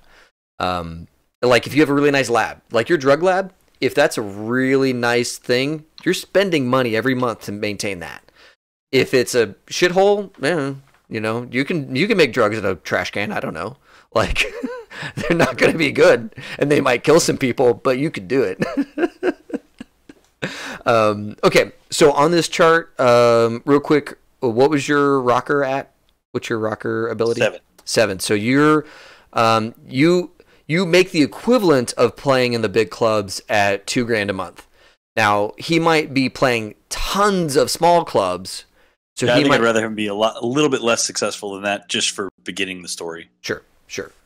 And so what I'll say is maybe, okay, yeah, but you still get that kind of money coming every once. Maybe you have a split the difference and do instead of 1,500 or 2,000 do 1,800 because it's halfway between 15 and. Yeah, I'm down with that. I'll do that if that's cool. Yeah, that's totally fine. Take a little less starting money. Yeah, I'd say he's capable of being that, but he's not that yet. Yeah. Now the med techie, what did you get your skill up to in med tech? Mine's at 10. Yeah. He's spending it all on his lab. I wanted to be really specialized on. He owns the building he's in, but nobody knows it. Oh yeah, dude. Yeah, you have 15. I'm not just renting my space. Yeah, no, you're right. $15K a month. So I'm probably not in a $15K a month neighborhood though. Right. Yeah, it goes a lot further when you're in the docks. 'Cause I'm like a Ripper Doc level setup. Yeah. And so it's like I'm making 3 times what it looks like I should be making. Yeah, and the Probably my specialist designer physician makes a lot of sense, you know, because Ripper Doc, specialist physician, all that stuff. That's all good stuff to me. And then in the Nomad stat, where were you at? You were at like a 7 or a 6? No, I was at a 5, so I'm just a plain clan member. Okay. I actually, story wise, perfect. I love it. And then let's see here. Money wise, you could modify that because normally we roll 1d6 divided by 3 for how many months you've been employed. Yep. This way, you could do. Actually, what you could do is set him as a corporate for the beginning for the first however months, and then the very next thing I love it is roll one more d6. If you roll over a 4, you're unemployed. Congratulations.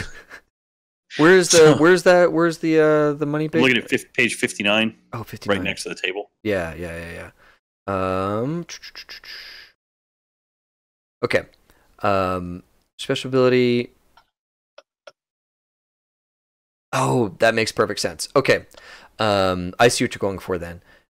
Number of months you've currently been employed, and that gives you the total. Okay.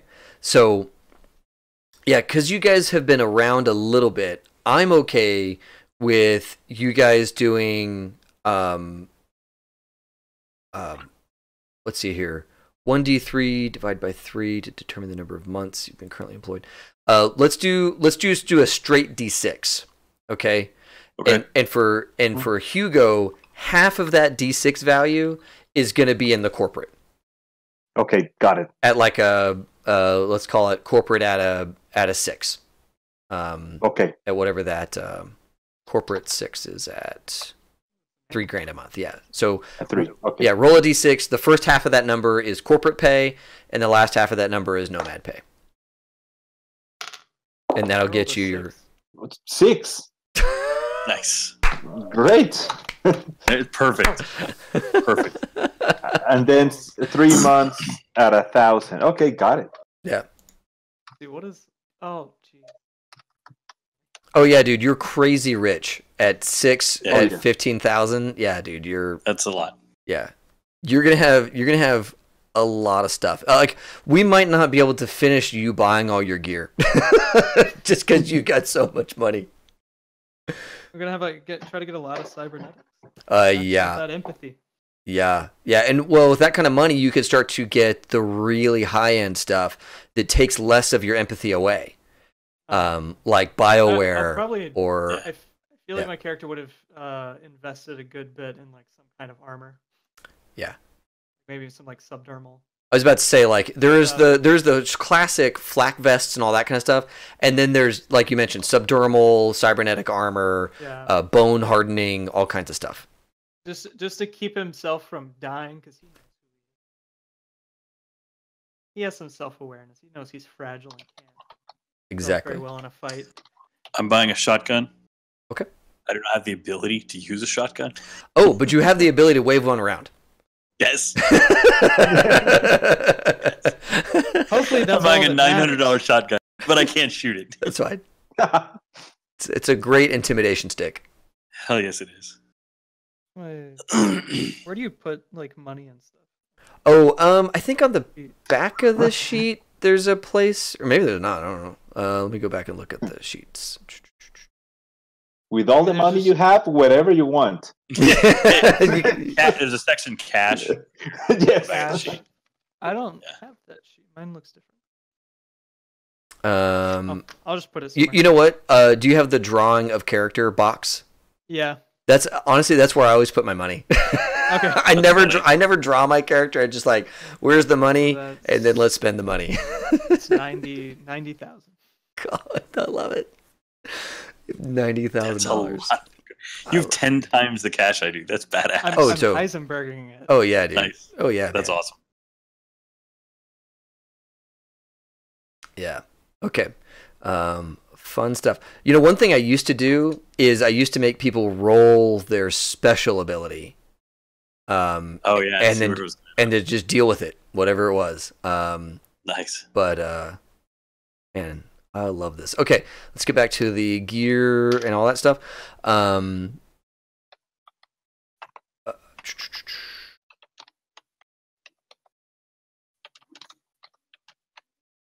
And I'm not worried about you guys being unemployed or not. I just thought that was one of the funniest parts of the book. Yeah. Roll one more d6. Roll a 4 or higher. You're unemployed. Congratulations. You can taste the kibble now, Chumbada. All right. Okay, so this rest is going to be a lot of shopping. There are weapons in the base book. A lot of really straight up, very, very solid weapons, that kind of thing. The assault rifles, all that stuff, they're all there. The things to note, where is the availability? Where's my codes for all of that stuff? Weapons, weapon codes, availability. Okay. Excellent, or an E, you can find it anywhere. You can almost buy it out of a 7-Eleven, right? And again, this is grimdark future, so there are totally gun stores sprinkled throughout places strategically located for maximized capitalism, where you can run inside, the glass is, blast proof and all that stuff, and buy a fully loaded and charged weapon. If your stuff is out, you can run into a Quickie Mart and get a hot gun that's ready to go and charge back out into the street and do your thing. So they're going to have the excellent and the common guns. Mm-hmm. You're not going to have any rare stuff. Like, that's all of that is going to be really crazy hard to get. But the poor, if you find a weapon or something that's poor availability, hard to come by, talk to me about it. We might be able to do something. But the rare stuff is like VTOLs, pocket nukes, all that kind of stuff. You're not going to have any of those things. But all of the excellent common stuff, definitely anything that's poor availability or low availability, talk to me about it, and we'll see if we can figure out a way for you to have that. And the other thing that matters a lot in this game is concealability. Because, fully automatic weapons are available, but they're not legal. And corpos will stop you, cops will stop you, people won't work with you if you've got, if you're touting like a big fully automatic rifle and they thought this was going to be a friendly meeting. The really big guns that are tough to conceal and do tons of damage, they're awesome to have, but they come with a social price. So note your concealability for the weapons and things that you're looking at. So I don't know where to find it, but I'm not really looking for anything crazy for my character, more just like a nice, reliable pistol. Yep. Nothing. Federalite Arms 22. Yep, it's going to be, the light auto pistols, Federated Arms, X22, hides in your pocket. The WA means that it's relatively accurate. It does not lower the to hit. It's an accurate pistol. It's super common. Number of shots is 10. Right, so the mag holds 10 rounds. The rate of fire is 2. So every time you take a shoot action, you can loose 2 bullets, and you roll for each bullet on your. You roll 2d10 to figure out where each bullet landed. Okay. Yep. So to contrast that, if you're going down to very heavy auto pistols, the Armalite 44 type pistol, weapon accuracy 0, so it doesn't modify it. Concealability is J. So you can't have it in a pocket, but you can have it in a jacket. Yep. Yeah, and that'd be like an under-the-arm holster, or, you're wearing a long jacket, so it's behind your back, but the jacket conceals the bulge. Think in terms of that. If I have a larger weapon, I need to find places on my body I'm going to hide it. Because, day-to-day, you don't want to be concealing. You don't want to be... Open carry is not a thing in this game. Yeah. I think I want to go with one of the, heavy auto pistols, like this crazy Magnum looking deal that he probably can't shoot very well, but it's kind of scary. Oh yeah. Skinny dude pulls out like a big Desert Eagle looking thing that has like a giant. Armalite 44. Yeah, yeah. The I armor mean, light my Or the body's Colt like an AMT 8. Model 2000. Like I have like the figure to look like I should be holding this. I just don't have any. Yeah. Well, training. the Armor Light 44 is common, Yeah. whereas the Colt AMT is not available everywhere. So that Colt would be cooler. Yeah. Yeah. Does that make sense? I feel like that'd be more in line with like what he might have. Yeah. Yeah. Like Colt, it's like maybe it's a higher end kind of deal. You know, he's like even my weapon needs to be fashionable. Yeah. It's Yeah. engraved. It's Oh yeah. engraved. Oh yeah. Yeah, It's got absolutely. it's got the grip is like has all this filigree in it. Mhm. So yeah, and real quick on reliability, very reliable, standard or unreliable. That can have an impact on jamming. Okay. Cool. Specifically while auto firing. Thou shalt not buy, you are. Yes, that is the subtext of what I was saying. Because everyone thinks it's funny in character creation, and then no one thinks it's funny when it actually comes into play. Yeah, So yeah. The Colt AMT model. Yeah, the Colt AMT is very reliable. So when you're Yeah. lighting that guy off, you have high certainty that every round is going to come out of that chamber. Ability.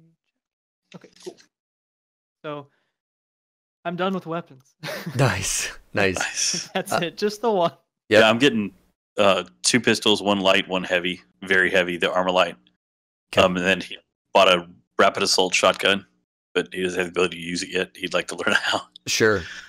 I'm going to go with light armor, Kevlar jacket, and say that my suit jacket is covered for the light armor jacket. Let's see here. Let me Because go. the light, you can make it, you can put it in anything. Whereas the medium and the heavy, they've got to have a certain look to them. Or whatever. Right, right. So I want it to be like I put Kevlar in an Armani suit. I think there's a fashion wear thing. And I think it's like you add like another 200 or 400 to the cost, and then it looks like It's page 68, there it is. and it's 1-time cost, 2-time cost. So high fashion is 4 times cost. There it is. There it is. Thank So you. I was just going to do 4 times cost on the jacket and just make it Beautiful. really expensive. Beautiful. Beautiful. So that's going to spend a lot of my money, but whatever. It's an important part of who I want him to be, you know. Mm-hmm. Mm-hmm. Let me mark off 500 items from my 90,000. Yeah, the weapons are pretty cheap. Because you know, like even you know, Phil with his relatively decent income, he's got what 4 guns, and probably only has one of them on him on a regular basis. Yeah. And so He's not going to carry the shotgun. It's going to go Yeah. somewhere else. Yeah. He's going to have the big pistol if he's going into a firefight. If it's Friday night, he brings a big pistol. that's right. Otherwise, he's only going to have the small arms on him anyway. 'Cause that's the only one that's concealable. So do I need to buy like no? Shoulder sling wouldn't be a thing, but a holster. Are we doing that, like buying the holsters and stuff like that as well? You know, I mean, I don't want to get like too in the minutia, but you know, if you like stuff like that, if you just say, "Hey, I've got a place to put that, and I spent some money on it," I'm fine with that. Now, do remember that the style that you want it to be at. So if you want it to be like a super nice holster that does certain things, then drop a little more money on it. But I'm okay with some of that little fiddly stuff. You just kind of swag a number at it and move forward. Okay. I think I'll just spend like maybe about $100 or so dollars, just kind of getting like I've got like a nice shoulder holster that you know, like nice leather that kind of goes with my outfit. Perfect. Or, Yeah, or you like kind of like under the arm. Yeah, you look like kind what is the movie with all the like really high fashion assassins, and they've got these like beautiful leather shoulder holsters. Yeah. Like John Wick. Yeah, there you go. Okay. So it'd be something along those lines that with your jacket off, you still look stylish even though you're packing heat. So yeah. And I'll pick up a switchblade too, just you know. Just to have. Because I have the anatomy knowledge to use. Whether or not my character's not cool enough to tell you that, but he knows what to do with it. Well, yeah. So that's the funky thing though. Like he has the knowledge of where it is, right? So like I'm gonna go for his tendon, right? But he doesn't. Does he have knife skill? Does he have melee? I don't think he has any skill with the knife, so it's like putting it there. That's the problem. Right. Yeah. So he's gonna one doing it in combat, but two even like knowing exactly which part of it to strike. He's like, well, anatomy, I know that's super painful, but what's most likely to do it in this instant hot second? That'd be melee. Scalpel, sure. Yeah. But yeah. When I've got time and you're under that's anesthesia, that's different. But in combat, yeah, you need the melee skill. But yeah, if you've got a guy on a table and you pull out that switchblade, you're gonna cause some pain. Like there's no. I'm gonna be that silent guy who helps out with the interrogations, but not gonna be the one in combat doing it. I'm supposed to say, "I see you, Rich," because somebody told me to say that. Okay, let's see here. Okay, so most of the gear is like they have a VCR thing in this game. Vehicles, right? So, do you guys already own a car? And if so, yes. How good is it? I think I'll go ahead and put most of my money in the car because that's going to be my tool of the trade. I'm going to use it to run part of the business. So I think I'll put it there. Okay. Can you have special mods on the vehicle? Yeah. Can you modify it? Yeah, absolutely. So one of the basic mods is cyber control, where you don't actually have to touch the wheel or any of that kind of stuff. You can just sit and link up to the car and control the car with your cybernetics if you go the cybernetics route. But also in some of the Chromebooks, there's tons of car mods like thick armor or gun port, so you can shoot out the window you can shoot out a little window port instead of lowering the window, bulletproof glass. All that stuff is contained in the Chromebooks. Chromebooks, okay. Yeah, and you guys may, since you were acting as a crew, you may also pool some resources and say, look, since we've been doing this freaking drug side business thing, maybe Mr. Bunnybags helps you out with a little bit of bulletproof glass and that kind of thing. If you guys need something and you're out of money, let me know. You're bankrolling the whole thing. You're bankrolling the whole thing. Because it gets to the point like, yeah, sure, my skill's making a lot of money, but I wouldn't be getting any money for it if I didn't have people helping me get it out there. Yeah. It's kind of like that's fine. It's okay. Yeah. Okay, so I'm gonna go with the small car, and I'll look at the mods later. Yeah. Okay. Yep. Yeah, that's totally fine. And guys, I'm totally fine with you guys going through the Chromebooks later on, and they've got a nice index so you can kind of see. Oh, in this book there's all the drugs, and this other book is all the cybernetics, and this other book has all the BioWare stuff, and so the things that you're kind of interested in, by all means, just go to the front part of the Chromebook, and it'll tell you what's going on in there. Hugo, do you want a sports car? Because I Ooh.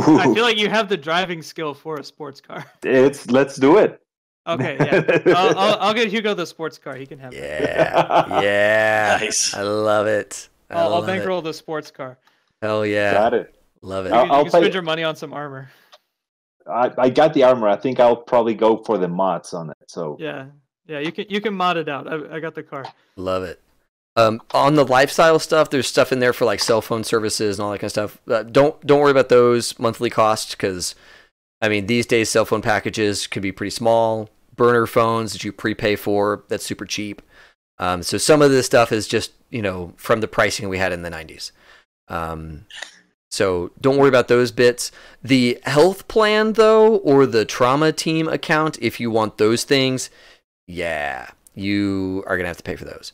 You need to shell that out, huh? Yeah, the trauma team specifically, the $500 a month. The trauma team, just so you guys know what that is, they attach a biomonitor to you, and if you go into a certain, like if your health stats go below a certain level, the trauma team deploys, and it's a VTOL vehicle. So it's a hovercraft. Basically, it's a flying car that comes with armed men that are going to land and extract you violently, and they won't care who your friends are.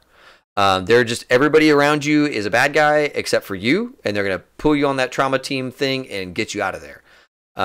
Trauma team is awesome, but it's expensive. And so if it's something that you want, by all means you can have it, but you got to pay for it. And same with the healthcare plan. What's the health plan? What would be the difference? Yeah, so the health plan here, it actually gets into that. Under lifestyle, I think is where that is. Yeah, let's go to the lifestyle. The health plan. I think that is just basic healthcare then. Oh, I think I'm a doctor. I have my healthcare covered. That's right. That's right. I think I will be getting the trauma team account though, because Vice is pretty paranoid as well. About, and he can afford it. Stuff. Yeah, and he can afford it because he's got the skills to pay the bills. Yeah.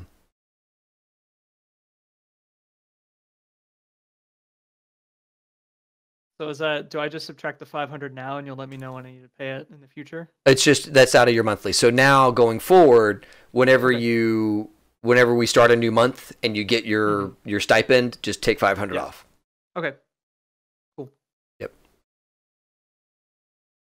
I don't know how long we've actually been doing like dangerous kind of work, but yeah, I mean, retroactively, how much do you think he would have already spent on that? Because that would have been a recent purchase once he saw that we were getting in a lot of gunfights and stuff like that. Maybe. Yeah, let's give it a month. Yeah. Because Soup Kitchen, he would have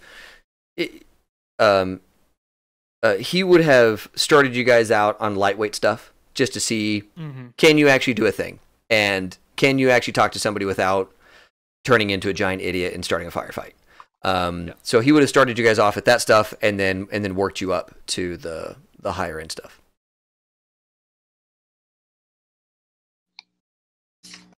Let's see here. Other stuff. Okay. The gear, that's all the handheld stuff. The cybernetics is the next big section. You may decide to go through the Chromebooks and find lower grade cybernetics that are cheaper, that cost less money, but cost more humanity. Or you might go for the higher end stuff that's less humanity, but lots more money. But this book right here has the baseline, all the baseline cybernetic stuff. So if you want to get a good starting point, that's this piece right here. Which book has the high end stuff? I think Chromebook 1 has. Chromebook 1? Yeah, 1 and 2 probably have most of the cybernetics. Super fancy. Yeah. I think I'm not going to do cybernetic eyes. I think I'm going to do the goggles. Okay. And that way he's goggle dependent. If he needs his stuff, he's got to put his goggles on. Okay, so out of the gear, you're going to get the goggles in the gear. Yeah, I'm going to get the goggles in the gear. The smart goggles allow you all the eye stuff, 4 eye things. Yeah. But they're not implants, so you don't lose humanity. But the disadvantage is you don't have it when you don't have them on. Right. So it's like, wait, we're going to fight? Okay. You know. Let me go put my special goggles on. Yeah, I'm in. So like if he's out there doing stuff, if we're on a job, he wears cool glasses or whatever. If he's not on a job, he's not going to have those abilities on him. Right. You know what I mean? Right. No, that makes perfect sense. Because he's more he wants to have all that stuff, and I think it'd be really cool to have it. But I think also to maintain empathy and humanity, I got to keep that connection. So he doesn't want to do too much. So I'm going to go muscle and bone lace and skin weave. But that's all I'm going to do as far as body enhancements towards interaction, if that makes sense. Do you think he would do any of the fashion stuff, like? I was looking at that. I was looking at maybe light tattoo or chem skin. Yeah. Just like pattern changing. Yeah. Because that would be cool, but it's a low humanity cost, so it's more character stuff anyway. And so I think I'm gonna do that too. But I can't. I don't think I want to be able to do some of the cool like smart link, but you can't do that without the smart goggles. Right. So kind of what we're talking about there is one of the common things in this game is all of your devices can be linked to your mind and to your eyes. So like your gun could have a smart link that while you're holding your gun and pointing it at a bad guy, there's a little camera in the gun, looking basically down the barrel, and it's feeding into your cyber eye, showing you, yep, you're on target right now if you fire, and that gives you a +2 or something like that to your rolls to shoot bad guys. You're driving, right? Your car could have a smart link so that you can drive it via cybernetic implants, and that gives you bonuses to driving because you're driving at the speed of thought instead of at manual control. So there's all kinds of connectivity stuff like that buried here in the cyber tech. So going through this is part of that. Like what Phil was talking about is instead of having cybernetic eyes that gives him the smart links and all that stuff, he would have a set of goggles. And so the only time you could ever get a smart connection to his gun is when he's wearing his goggles. Otherwise, he's just another Yahoo with a pistol. And so all of that stuff is kind of built into this cybernetic side of things where you're replacing body parts with, with improvements.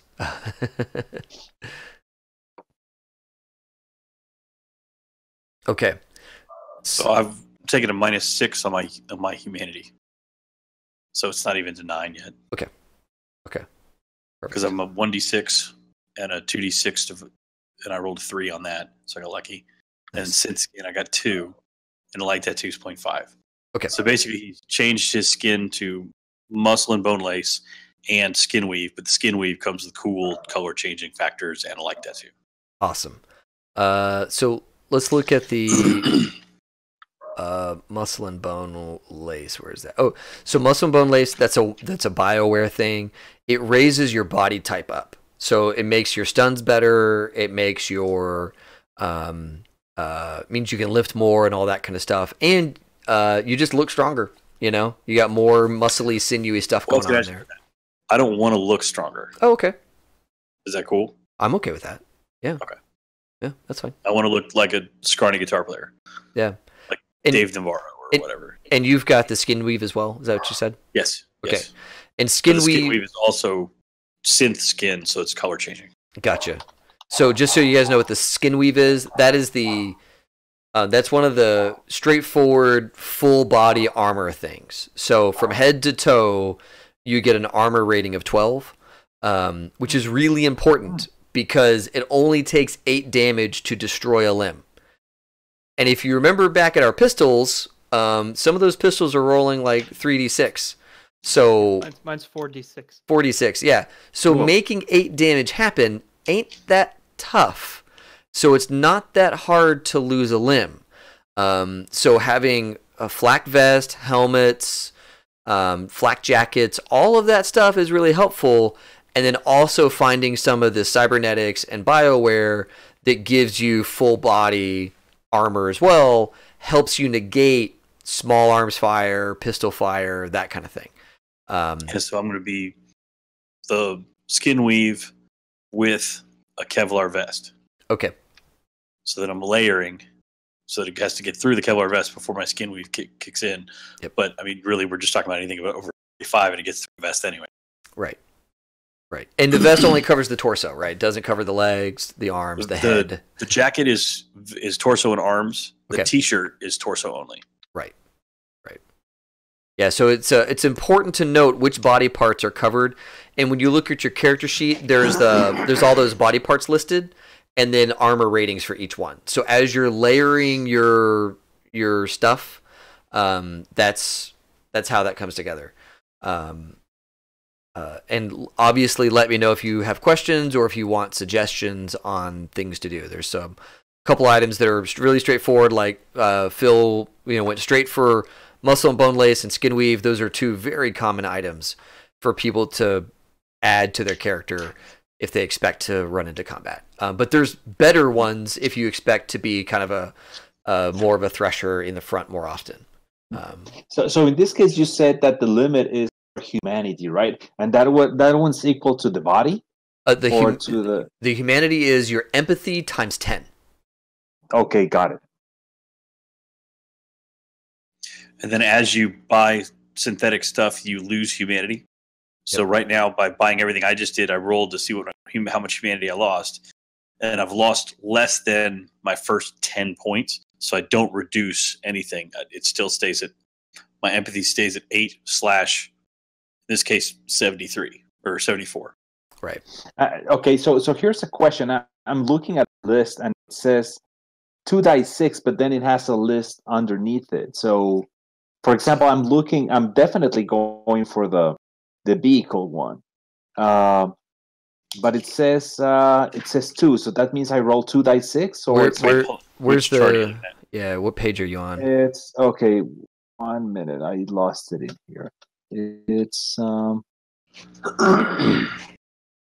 parts of the chart you have to get. Are you doing the vehicle link? Yes, it's on. Where is it? The neural processor. Yeah. Okay. So perfect. This is a great example. So the processor, you have to get the processor installed into your brain. That costs $1,000. You roll a d6, and that's how much humanity you lose.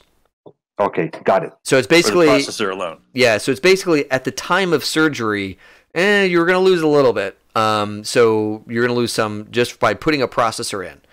And then once it's in there, you can have these little systems in there, like the vehicle link. And the vehicle link just takes looks like a straight 3. So by having a vehicle link, it's going to straight up just take 3 humanity away. Got it.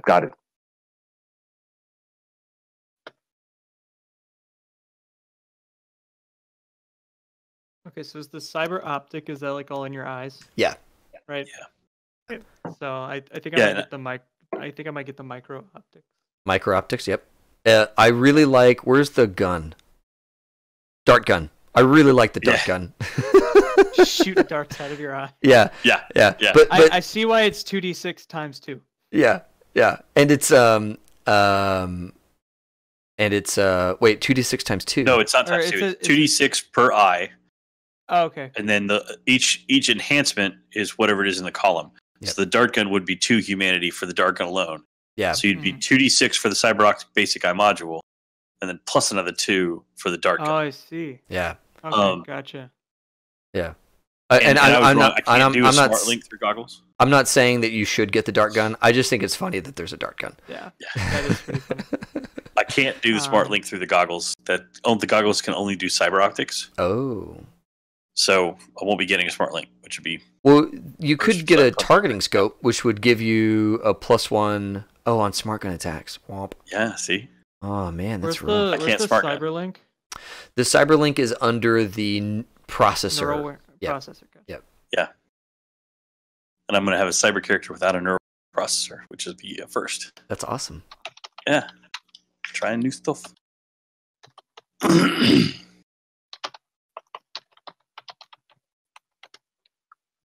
So, okay, so just getting the basic processor is okay. I see how it works now. And I think that the basic processor, like you'll notice some things have slots. I think that the basic processor doesn't have slots. I think you get the processor and then you can load as many of these things in there as you like, but they all cost some humanity. Yeah. It's only the eye modules that are limited to the number of things. Yeah. Oh, that's right, because the eye is limited space. Womp. And then, like the arm and the audio, those have like the audio. There's no option limit. The arm has certain number of option limits. Legs do too. Yeah. And those are fun because you can have like little hidden compartments in your body, so you can mule stuff. Yeah. Keister it. Okay. So I think I'm gonna probably do. Is my gun's a smart gun, right? To make it it can be. There's a let me go explanation for smart gun is on page. I just saw it. Look at page 82. It says how a smart gun works. Basically, it ends up giving you +2 to your gun at all times if you have it on. but you have to have the weapon, plug, the link, the processor, and then the system that you add to it. Okay. But a smart gun link gives you +2 to all your attacks. Yep. And the awesome. Smart gun. Hold on a second. So your gear. Let's go back and look at the guns, because there's a cost to making it a smart gun. Because there's the gun itself, and then you say, "I want the smart gun improvement," and then it's more money. Okay. I think instead I'm gonna have my my Neuralware be like geared toward operating some of my surgical equipment. So having like a machine tech link. Yeah, take a look at your chipware. I don't know if you've gotten to that yet. No. Chipware is like, what is that show Chuck, where he can download a skill? Oh yeah. Well, you've got a little slot, and you chip in a skill, and suddenly you've got a skill you didn't have points in. Yeah, yeah. So it's like so that would be a chipware socket. I would need to add that in. Well, that wouldn't necessarily help you with surgery because you've already got so many points in the surgery. You would use that to instantly know some skill that you have no points in, or very few points in. Yeah. Mm-hmm. Or you buy a chip to increase your level above and beyond what you already have, way above and beyond, right? Mm-hmm. I think I have archery +2, but I chip in +6 more. I'm suddenly an archery 8. I think the way that, unless it says differently, I think the way the chip works is if you're relying on the chip, you get whatever the chip's rating is. It's not the chip's rating plus your own rating, because there's redundant knowledge in there. I could be wrong, but that makes sense. So I think I'm gonna go with the machine tech link, the data term link, so I can download stuff from databases. I have library search, so I can look through those more effectively. Mm-hmm. And then a chipware socket, just so I can, maybe grab some chips later on. You cannot combine natural skills and chip skills. So I can't chip my karate up to a +7 when I'm already a +5. So I can't use a chip to make me cooler than I already am. There it is. Yeah.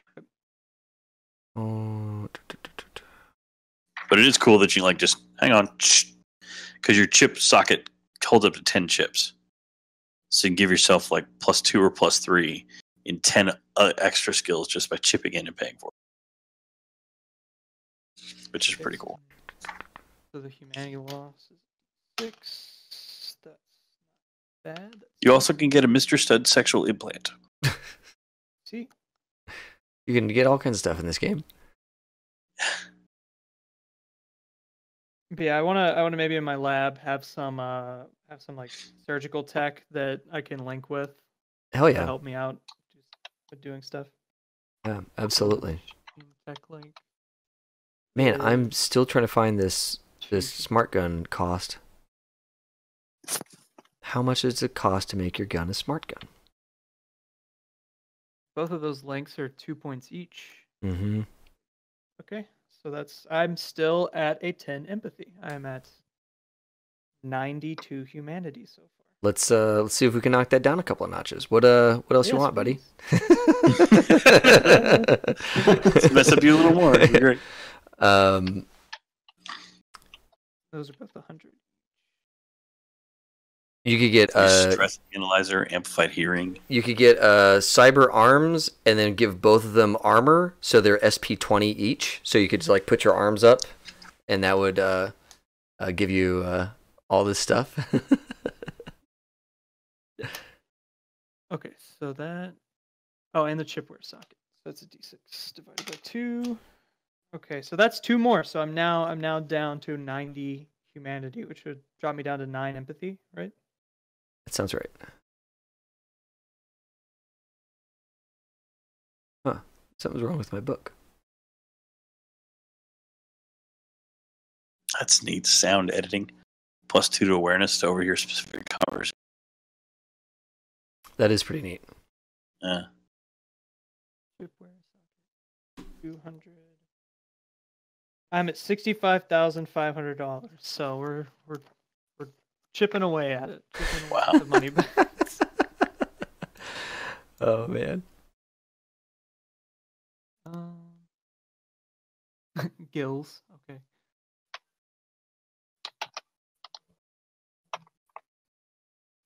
All night, every night. Smart gun, smart gun, smart gun. Man, I'm having the hardest time figuring out how much it costs to make a smart gun happen. Like how to upgrade a gun to being a smart gun, because it is a straight up. You have to enhance the base weapon. So I can help. Yeah, thanks.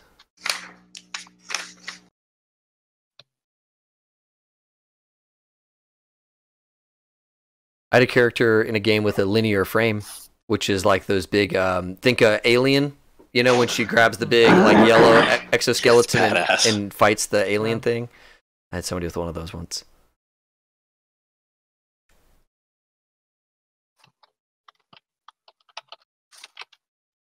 Cyber optic.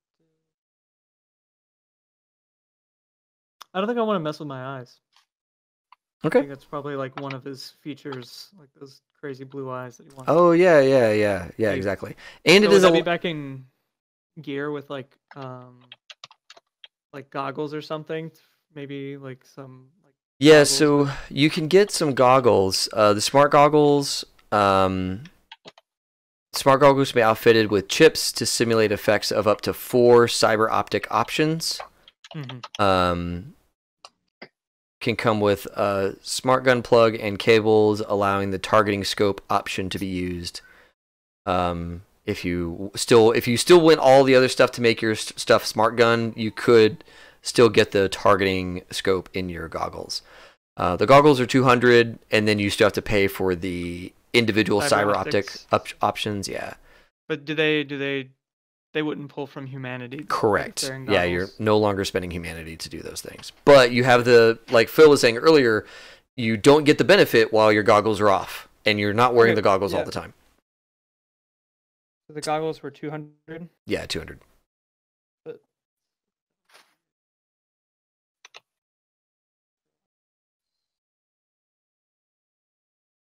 You said 4 options?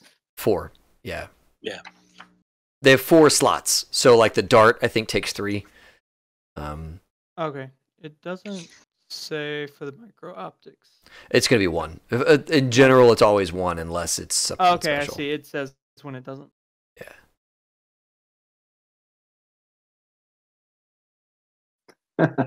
Rick is telling me that I need gloves. Tell David you need special driving gloves. No. Fingerless gloves. No.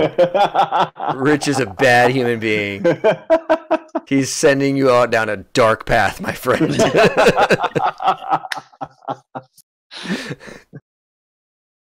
Very dark path indeed. Oh man. So much to buy. It's like overwhelming. Yeah, that's Oh, here it is. It's the end of Smart Gun Link, Dax. Oh my god. Okay. The cost of adapting a normal gun to a smart gun configuration is twice the cost of the gun. I know, right? You're like, I know it's in there. I know it's in here, and it's the worthy book. That's one of the things that just kills me about older games is there's this thing that you have to know, and you could just put it in a couple of places at the same time. That would be okay. Okay, so my goggles have teleoptics, micro optics, image enhancement, and infrared. Beautiful. So you have predator vision. Yeah. I have predator vision, microscope, telescope, and I can like increase my awareness a little bit for visualization. Do you use the microscope to talk shit? Like you're like, oh really? And you like, and the little microscope goes, peters out, pointing at the guy's crotch, like I don't see anything, and then you get beat up. Okay, so I would like my smart goggles to be more like fashion sunglasses that are going to have abilities. Oh, maybe it's like a reflective, almost a reflective visor. Like Oakleys, the really ugly ass Oakleys that are like this big or whatever. Mm-hmm. So they're super stylish. So I'm gonna pay extra for that. I'm gonna pay cost and a half for that. So they're not goggles. They're actually something I wear on my head and look cool. Sweet, love it. But I'm not gonna have anything like zoom inable. It's just gonna be image enhancement and like low light. Okay. And maybe one other thing. I don't know. Okay. Maybe digital camera. Yeah, digital camera kind of makes sense. Yeah, because it's like, and I don't like the limitation they put on digital cameras. Where is it?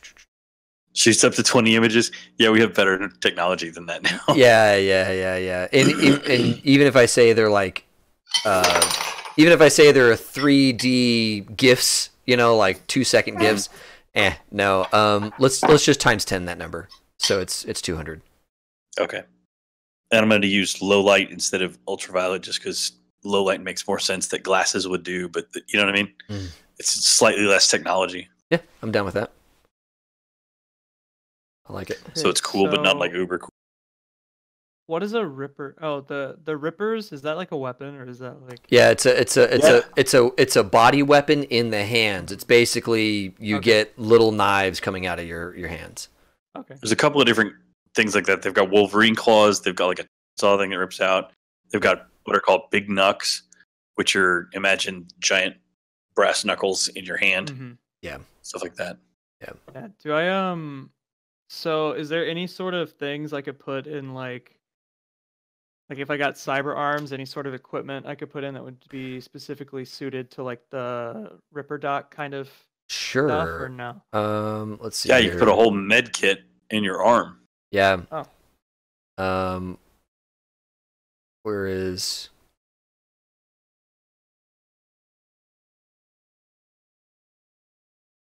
Where is the thing? In one of the other Chromebooks, I don't remember which one, they have a bunch of like auto docks and like gear that you can put on that will like auto pump you full of stims and auto pump you full of stuff to keep you alive after you've been shot to shit. Okay. So there's a couple of other things maybe worth going and taking a look for, but where is the last one? You looking for cyber weapons? Or are you looking for... I'm looking for the medkit situation. Okay, well... Oh yeah, you can have a tool hand. And like your hand folds out of the way and a little scalpel shows up. Okay. With like a little contain screwdriver, wrench, small drill. Yeah, but Inspector Gadget. Yeah, but we could call it surgical tools instead. So you have like clamps and then like a thing and like a little gauze dispenser that just like fires out little bits of gauze.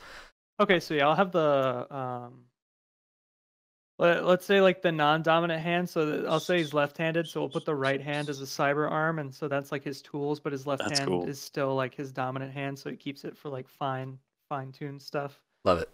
Or they have modular hand where you can have any 4 modular tool. Neat. What would modular tools be? That was a whole thing. Oh, yeah. Okay. Sorry. Well, okay, so let me just go ahead. I'm gonna pay for the cyber arm, and I'm gonna subtract that, and then we'll figure out what we're putting on it in a minute. Love it. Love it. There's just so much. Hidden holster. I love that. Yep. 3K. No big deal. Got a pistol comes out of your thigh, RoboCop style. So in this case, David, so you're losing humanity. Does that affect your empathy original stat? Yeah, if your humanity goes down by 10, so excuse me, let's say you started with 80 humanity and you spend 10 and now you're in the 70s of humanity, your empathy is effectively a 7. Got it. So your current empathy always equals the 10's place on your humanity. Got it. Yep. Where would I find the modular tools? Oh, modular hand. Choose any 4 modular tools. Look at page 90. Hands and feet description. Modular hand. Okay. I want to see if maybe that would work better. It's a 2-inch by 2-inch palm storage space, a pick lock, a monomolecular blade. Ooh, a 1 meter garrote line extending out her fingertips. A drug injector. Oh my god! I left that one out so you find that. I didn't mention that because I wanted you to see it. So what is a monomolecular blade? That's like the monofilament blade that like cuts through stuff. Okay. Imagine energy along the edge of the blade. It makes it super sharp. Yeah. Okay, so would that work as like, so could we call like the modular hand like the stuff in there? That would, I feel like that works pretty well for like a surgical tool, with like a monomolecular scalpel, Sure. essentially, kind of thing. Yeah, so that's what I'll do. I'll take the modular hand on that. Love it. I was tempted to buy ears to do like sound enhancement and stuff. Dude, I'd give you a free in-ear monitor if you did cyber ears. Yeah, I was thinking about that. I haven't done any of that yet. I've only spent 6 humanity, but I kind of like the idea of him staying as human as possible and having extra stuff. I don't know. Sure. Well, he has a lot of empathy skills, right? Like as a rocker. Right. That's why I don't want to do too much messing with it. Yeah. I mean, perform is an empathy-based skill, so. And just so I know, none of you are taking internal radio comms, right? Oh no, I'm taking cyber audio, but it's the hearing module. Okay. So you have you're extra attuned hearing. Yeah, I'm taking the light detector.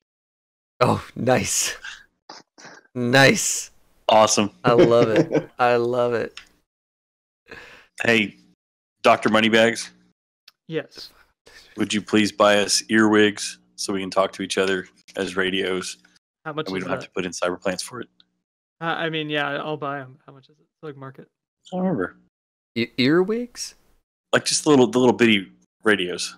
Oh, okay. Yeah, I'm sorry. Not I was like, the term for it, but I don't know what they called it.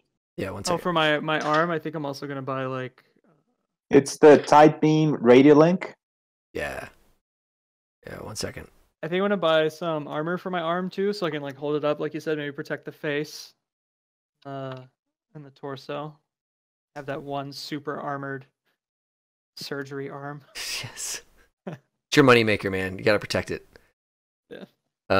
Okay, so under comms, the I think the one you want is either the mini cell phone or the mastoid commo. The mastoid commo is like you have a little teeny tiny earbud and a little teeny tiny thing on your throat, so you can do subvocal communications to one another. Yeah. The mastoid commos are $100. Cool. Okay, each, so that would be $300. Yeah. Yeah, not a problem. NBD. I still have I haven't broke 60,000 yet. And I'm like almost done buying stuff. Yeah. You got a lot of money. Okay, so I think that's it. Let's see. And I don't think there's much 200? more. Let me go and look.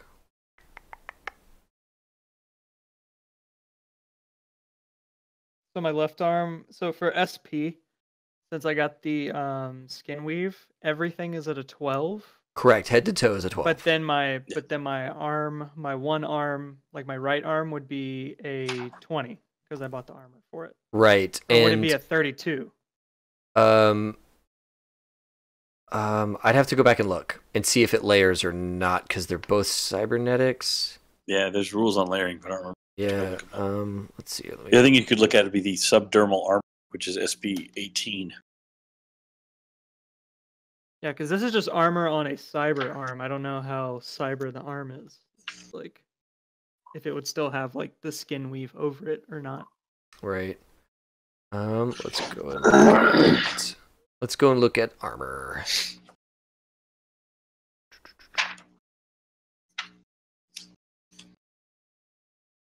So much stuff.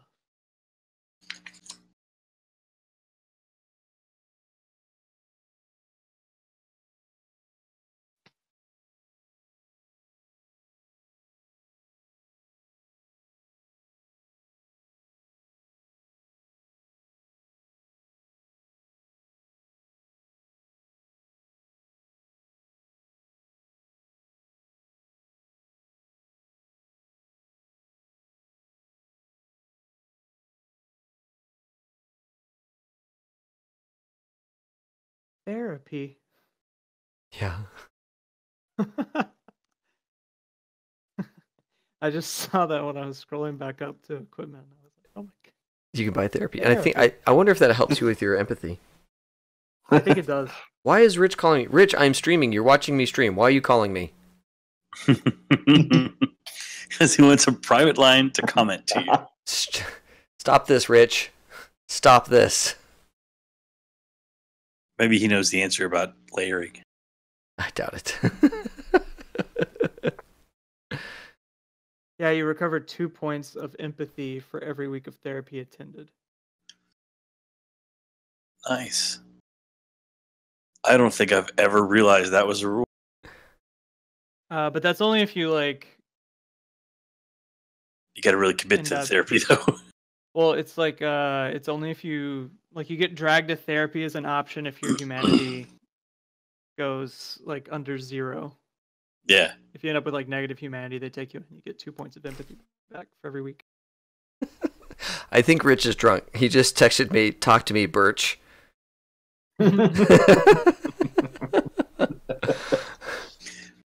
Oh man. Merry Christmas, Rich. Yeah. Merry Christmas.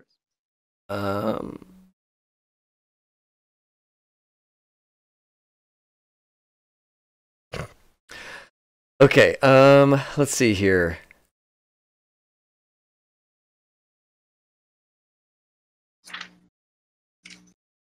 Well, I might buy some. Let me go into this medical section and just buy a lot of it. Yeah. Okay, so layering armor is they've got some like kind of old school rules and they've got a newer armor layer setup, which I think would simplify things. You can have a maximum of 3 layers. Okay. Okay, cool. My right arm is 32 armor. Well, so the top layer is like hard armor, like if you had riot gear on or something like that, and then so that's the top layer, and that gets its full value. The second layer underneath is has a penalty of -1, and then the third layer underneath that is a penalty of -2, except subdermal armor, and body plating. Those 2 options don't have any penalty to the armor that they're providing. Okay, so with cyber armor, what would that go below the skin weave? Then, or would those things even be able to? Yeah, it doesn't talk about. Does it stack with skin weave? Armor piercing.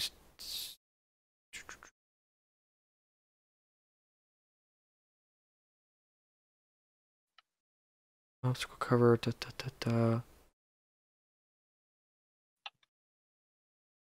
I'm gonna say that. I'm gonna say that the skin weave is on top. Let's say. Well, no, because I think Are you looking at 101? You know what it is? Yeah, I'm looking at 101. You know what? I think that you have the arm, and then you have the skin. And I think if you got cybernetically enhanced armor, that probably sits on top of the arm. So it's probably 20, and then the skin weave and the skin -1. Well, no, the subdermal armor and body plating don't suffer. Well, you got skin weave, not subdermal armor, right? Right. Okay, so the skin weave would be at a -1 from its normal value. Okay. Yeah. On the arm only. Everything else is still the same. Right arm SP is a 31, and then everything else is a 12. Yep. So skin weave is a layer, but it receives no penalty. The subdermal armor and the body plating, those 2 specifically don't get penalized by being underneath top layers. Yeah, and skin weave doesn't either. So it says subdermal armor and body plating cyberware options are considered to be armor layers. Skin weave is a layer but can receive no penalty. Thank you. Yeah, I did not finish my sentence. So yeah, good stuff. Yeah, so skin weave doesn't get a penalty. So basically you can do, like I've got, a Kevlar jacket, Kevlar t-shirt, and skin weave. Gotcha. Yeah, and your t-shirt... Kevlar t-shirt will take a -1 as the second layer. Right. But the bullets have to get through all of that to get to me. Right. Torso-wise. Right. Yeah, and And one other thing to kind of note is that if your armor fully stops the round, right? So let's say that top layer fully stops the round, then you're good. But if the round pierces the top layer, its value goes down by 1 every time it's pierced. Okay. So even if lower layers still stop the round, that top layer is still shot to shit. Yeah. So if you have layers, make sure on your little armor readout there that you're noting which layer is on top, middle, and bottom. Okay, yeah. So I'll put the 32 as the big number, and then 20 and 12 next to it. There you go. Cool. And this really matters with like full auto. If somebody goes I was about to say that. full auto on you, they're probably going to get a few rounds through, and as they do, it's going to chunk down your armor. Doesn't matter how armored you are. If you take 5, 6, 7 full auto foot to your back, your torso, my jacket's gone. Right. My t-shirt's gone, and I'm relying on my skin weave to stay alive. Right. Yeah, so you never really want to say, I'm armored. It's okay. He's got a fully automatic weapon, because no, it's not. Right. And that works both ways. I say from experience. If you're ever looking at a Borg, let's say you're looking at a guy who's fully decked out in cyber stuff, and you're like, oh my god, this guy can murder us with like, by twitching his pinky, he can crush my head. A fully automatic rifle does the trick. Like, he can be chunked down. You need a Borg killing weapon to fight it, though. Right. Yeah. So it's one of those things that the full auto thing really has a huge impact on armor, and just kind of be aware of it whenever you start to use that, or you have bad guys that are going full auto against you. Know that your armor is only going to last so long. Okay. Cool. And after fights, you can go back and get it refreshed and all that good stuff. You know, go buy replacements or go get it mended or what have you. Mm-hmm. Okay, so all right, I'm gonna buy some like med scanners and drug analyzers. Yeah, just to make sure. Hey, why not? Some first aid kits, or probably some med kits and surgical kits instead of first aid kits. Yeah. So my torso is a 14, 10, 12. Everything else, my right arm and left arm are 14, 12s, and everything else is a 12. Okay. Makes sense? Yeah. So I've got a little bit of layering here because I got t-shirt and jacket. Yep. And just to reiterate, it takes only 8 points of damage to lose a body part. Yeah.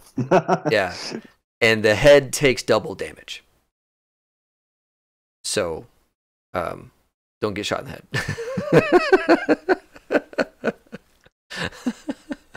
Oh yeah, and point blank weapons, pistols and rifles, they do max damage. They don't even roll for damage. They just do whatever their max possible value is. That's how much damage they do. Point blank is a meter, right? Anything within a meter. Yeah. Like you can reach out and touch it with your hand. Yeah. So no point. Yeah. So point blank firefights are real bad. Real bad. Hopefully we don't have that problem. So touching to 1 meter. Yeah. Point blank. To hit numbers 10. So scanner. Everyone hits everyone at point blank range. Yeah, it's not good. Yeah. All the firefight stuff, the combat rules all start on page 96. I don't expect us to go through those today, but before our first session, you'll probably want to read through those just so you have a basic understanding of how to roll to hit, when what damage you're rolling, all that good stuff. It's the Friday night firefight system is really fun and really good. Okay, I think from a character perspective, I have a really good sense of who you guys are, your backgrounds, all that good stuff. I have a great sense of your gear. I know that you guys are still shopping, so I mean, obviously, I'm going to stick around for that, but. I feel like we're really close to being good and ready, which is awesome. Mm-hmm. And I like that we have a couple ways for you guys to hook up. Like 2 of you play instruments, 2 of you manage the street smart / drug situation that we're suddenly finding ourselves into, which is great. And so all that's good for me. This is I'm glad that you guys have nice hooks into one another, and that's all good. That's all good stuff for me. Any other questions, or do you feel like maybe you skimmed over something and you want to kind of make sure that you're zipped up on that pretty well on some past item that maybe we glossed over too quickly? No, I think I'm okay. Okay. Yeah, I think I'm good too. All right. Yeah, I'm excited. I think it's a lot of fun. I'll send you a name for my aunt. Please do. Yeah. Yeah. And if any of you dip into the Chromebooks, by all means do so. Just let me know what you pick out of it, just so I have a sense of that. Okay. But as far as all the stuff goes, I think I'm good. I don't think he's going to want any decorations. And as far as weapons go, I think he wants to be real basic stuff. Yeah. So I don't think I want to do too much more. If I find little extra things, I'll just be hunting for them in game. Like, I think I'd like to have one of these, or whatever. Because I don't think he should be that established yet with feeling secure enough to buy stuff. If that makes sense. Yeah. Yeah. No, I think you guys are basically done. And maybe a handful of little things here and there you pick up, but that's all good. Is there a place to purchase chips? Yeah, there's. Or do you just kind of find them? Oh wait, no, here we go. I found it. Yeah, there's like a whole chart. And it's got all the. Yeah, I am blind. and of course there's different shops and all that kind of stuff, and there might be some plot items in there where it's like, oh, you got to have this special chip in order to access the doobly-doo mainframe and all that good stuff. So we may run into some of that kind of stuff. Chips and prices, page 83. For different skills. Yeah. Yeah. And you can't chip with any natural skill. With any skill that you have already. So like yeah, if you look at so if I have points in play instrument, but I buy like a play instrument like 6 or 7 chip, I can't use it. Yes, if you look at middle of page 83, left-hand column. This paragraph begins, another problem with chips, unlike natural skills, you can't learn better. Where is that? Okay, gotcha. You can't do a chip of +2 and natural credit skill of 5. Yeah.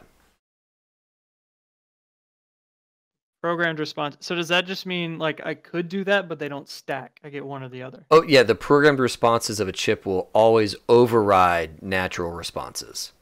So like if I put in like a +7 chip and I have like a 3 in play instrument, then I get the then you +7. double paid for it, and you just get only the 7. And I have the natural skill of 3, but then I bought the 7 chip, so I get the 7 skill. I just it's not using my natural skill. Yeah, and know that statement is true the other way as well. So if you want to make somebody useless at a thing, yeah, you chip them. You chip them, and you make you it so drop that me from an 8 to a 2, right, on a handgun or whatever. Yeah, and if you were to chip me, and you make it so that they can't take it out, or if they do, there's some sort of like thing that's that goes diabolical. off. I like that. Just saying. I do not have one of those so, available in my brain for you to mess removing my chipware socket. Don't need it. Oh man. Don't need that. Don't want to lose your stuff, huh? All right. I shouldn't have said nothing. I have very few things I'm good at. I would like to remain good. Also, chipping in takes 2 full days of practice for every level of the chip. Yeah. Oh, interesting. So it's not instant unless you've used it. Yeah. Once you become experienced with a chip, you can chip out, chip back in, I think. Yeah. The memory chips, I think you don't have that problem, right? I could be wrong. Right. Memory chip. Yeah, the reflex chips okay. require you to chip out in days to get used to it. Yeah, I think I actually don't need the chipware socket, because now that I look at it, it's not really. It's cool, but it's not what I was intending to use it for anyway. Yeah, like if you were gonna use it as a way to like add skills that you didn't get to buy, sure. But if it's just to try and make existing skills even better, I mean, it'd be handy to maybe add in like rifle or something, you know, if I needed that. But Yeah. I don't think I'm really as a character. I don't think I'm really going to do any of that anyway. Well, the memory Not really chips. his thing. Hold on, the memory chips might be what you're looking for. Use storage raw data on a specific subject. Yeah, they're just like a skill. They're information +1, only. Yeah, they're information only, and they give bonuses Okay, of +1, +2, +3, but it's less, right? So instead of getting a 7 skill flat in something, you get a +1 to your whatever through the memory chip. Okay. All right, I might leave it. And they have no chipping in time. That's kind of cool. Yeah, because it's just data, right? It's just knowledge for you to draw on. It's not including like muscle movements. You know, it's not controlling you. Take a look before you decide on all your characters' weapons. Also, take a look at the unusual range weapons. There's like paintball guns that shoot drugs. There's the tasers. There's the dart and needle guns. The power squirt gun's kind of cool. Yeah, yeah. Especially power if you're... squirt guns can be loaded with drugs or acids. Yeah. Each squirt equal to 2 pellets. Oh, that's true. I need to go buy some drugs. I got to look down in the the drug section. Let me go find the Chrome. We'll go find the Chrome book on drugs. Microwavers are cool. I think I was down there earlier looking at the medtech skill, but I forgot to look at the list of drugs. So I need to find the one, or several if there's not just the one. Medtech. Microwaver side effects. Total neural breakdown. Character reduced to twitching epileptic fit for 1d6 divided by 3 turns. If it's pointed at a mechanical thing, right? Yeah. Yeah. Oh, not number 3. Chromebook 2? Chapter 9. Drugs. All the Chromebooks have women on them. Let's see. Cyberware. Full body replacement. Oh, you can do a full body replacement. You want that?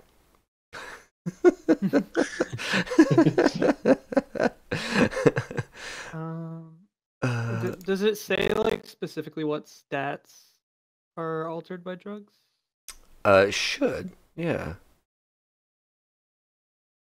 Oh, okay. Type int booster. Yeah. Building your own. There you go. Nice. There you go. I might have to do that.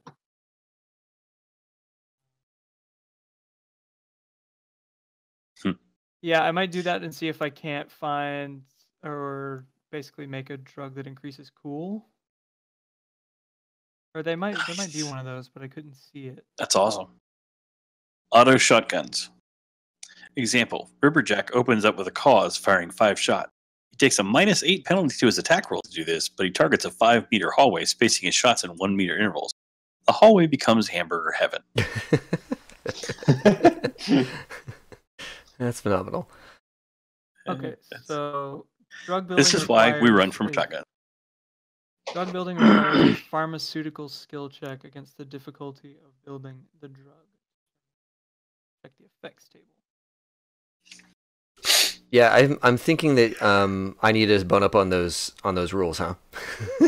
Yeah, maybe. All right, you got it, because I've never looked at those. Oh man, yeah, we'll definitely get into that for sure. Okay, yeah, so I can make up to a strength of 3 drugs. So I could make a increase cool by strength of 3, and I just have to roll above an 18. And I have a pharmaceutical skill of 10, and I don't think I get anything else with that tech. I don't think any of my. It should be. Oh no, I also have a tech of 10. So I have a 20, so I can just make strength 3 drugs without rolling.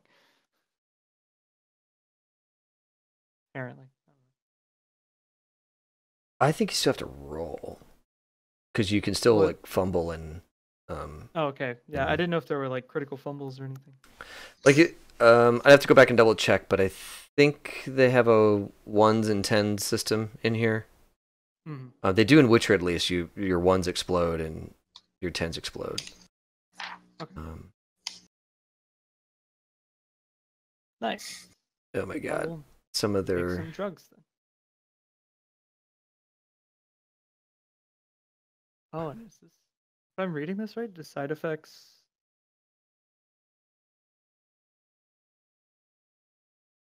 You get side effects if you choose to purchase There the it drug goes, for 17. cheaper. Yeah. Oh yeah. And you can, but you can never. Oh, you buy down the difficulty when you're making the drug. Yeah. So you subtract from the difficulty with every side effect. Side effect death. And then it looks like Chromebook 3 has extra med tech stuff and pharmaceuticals.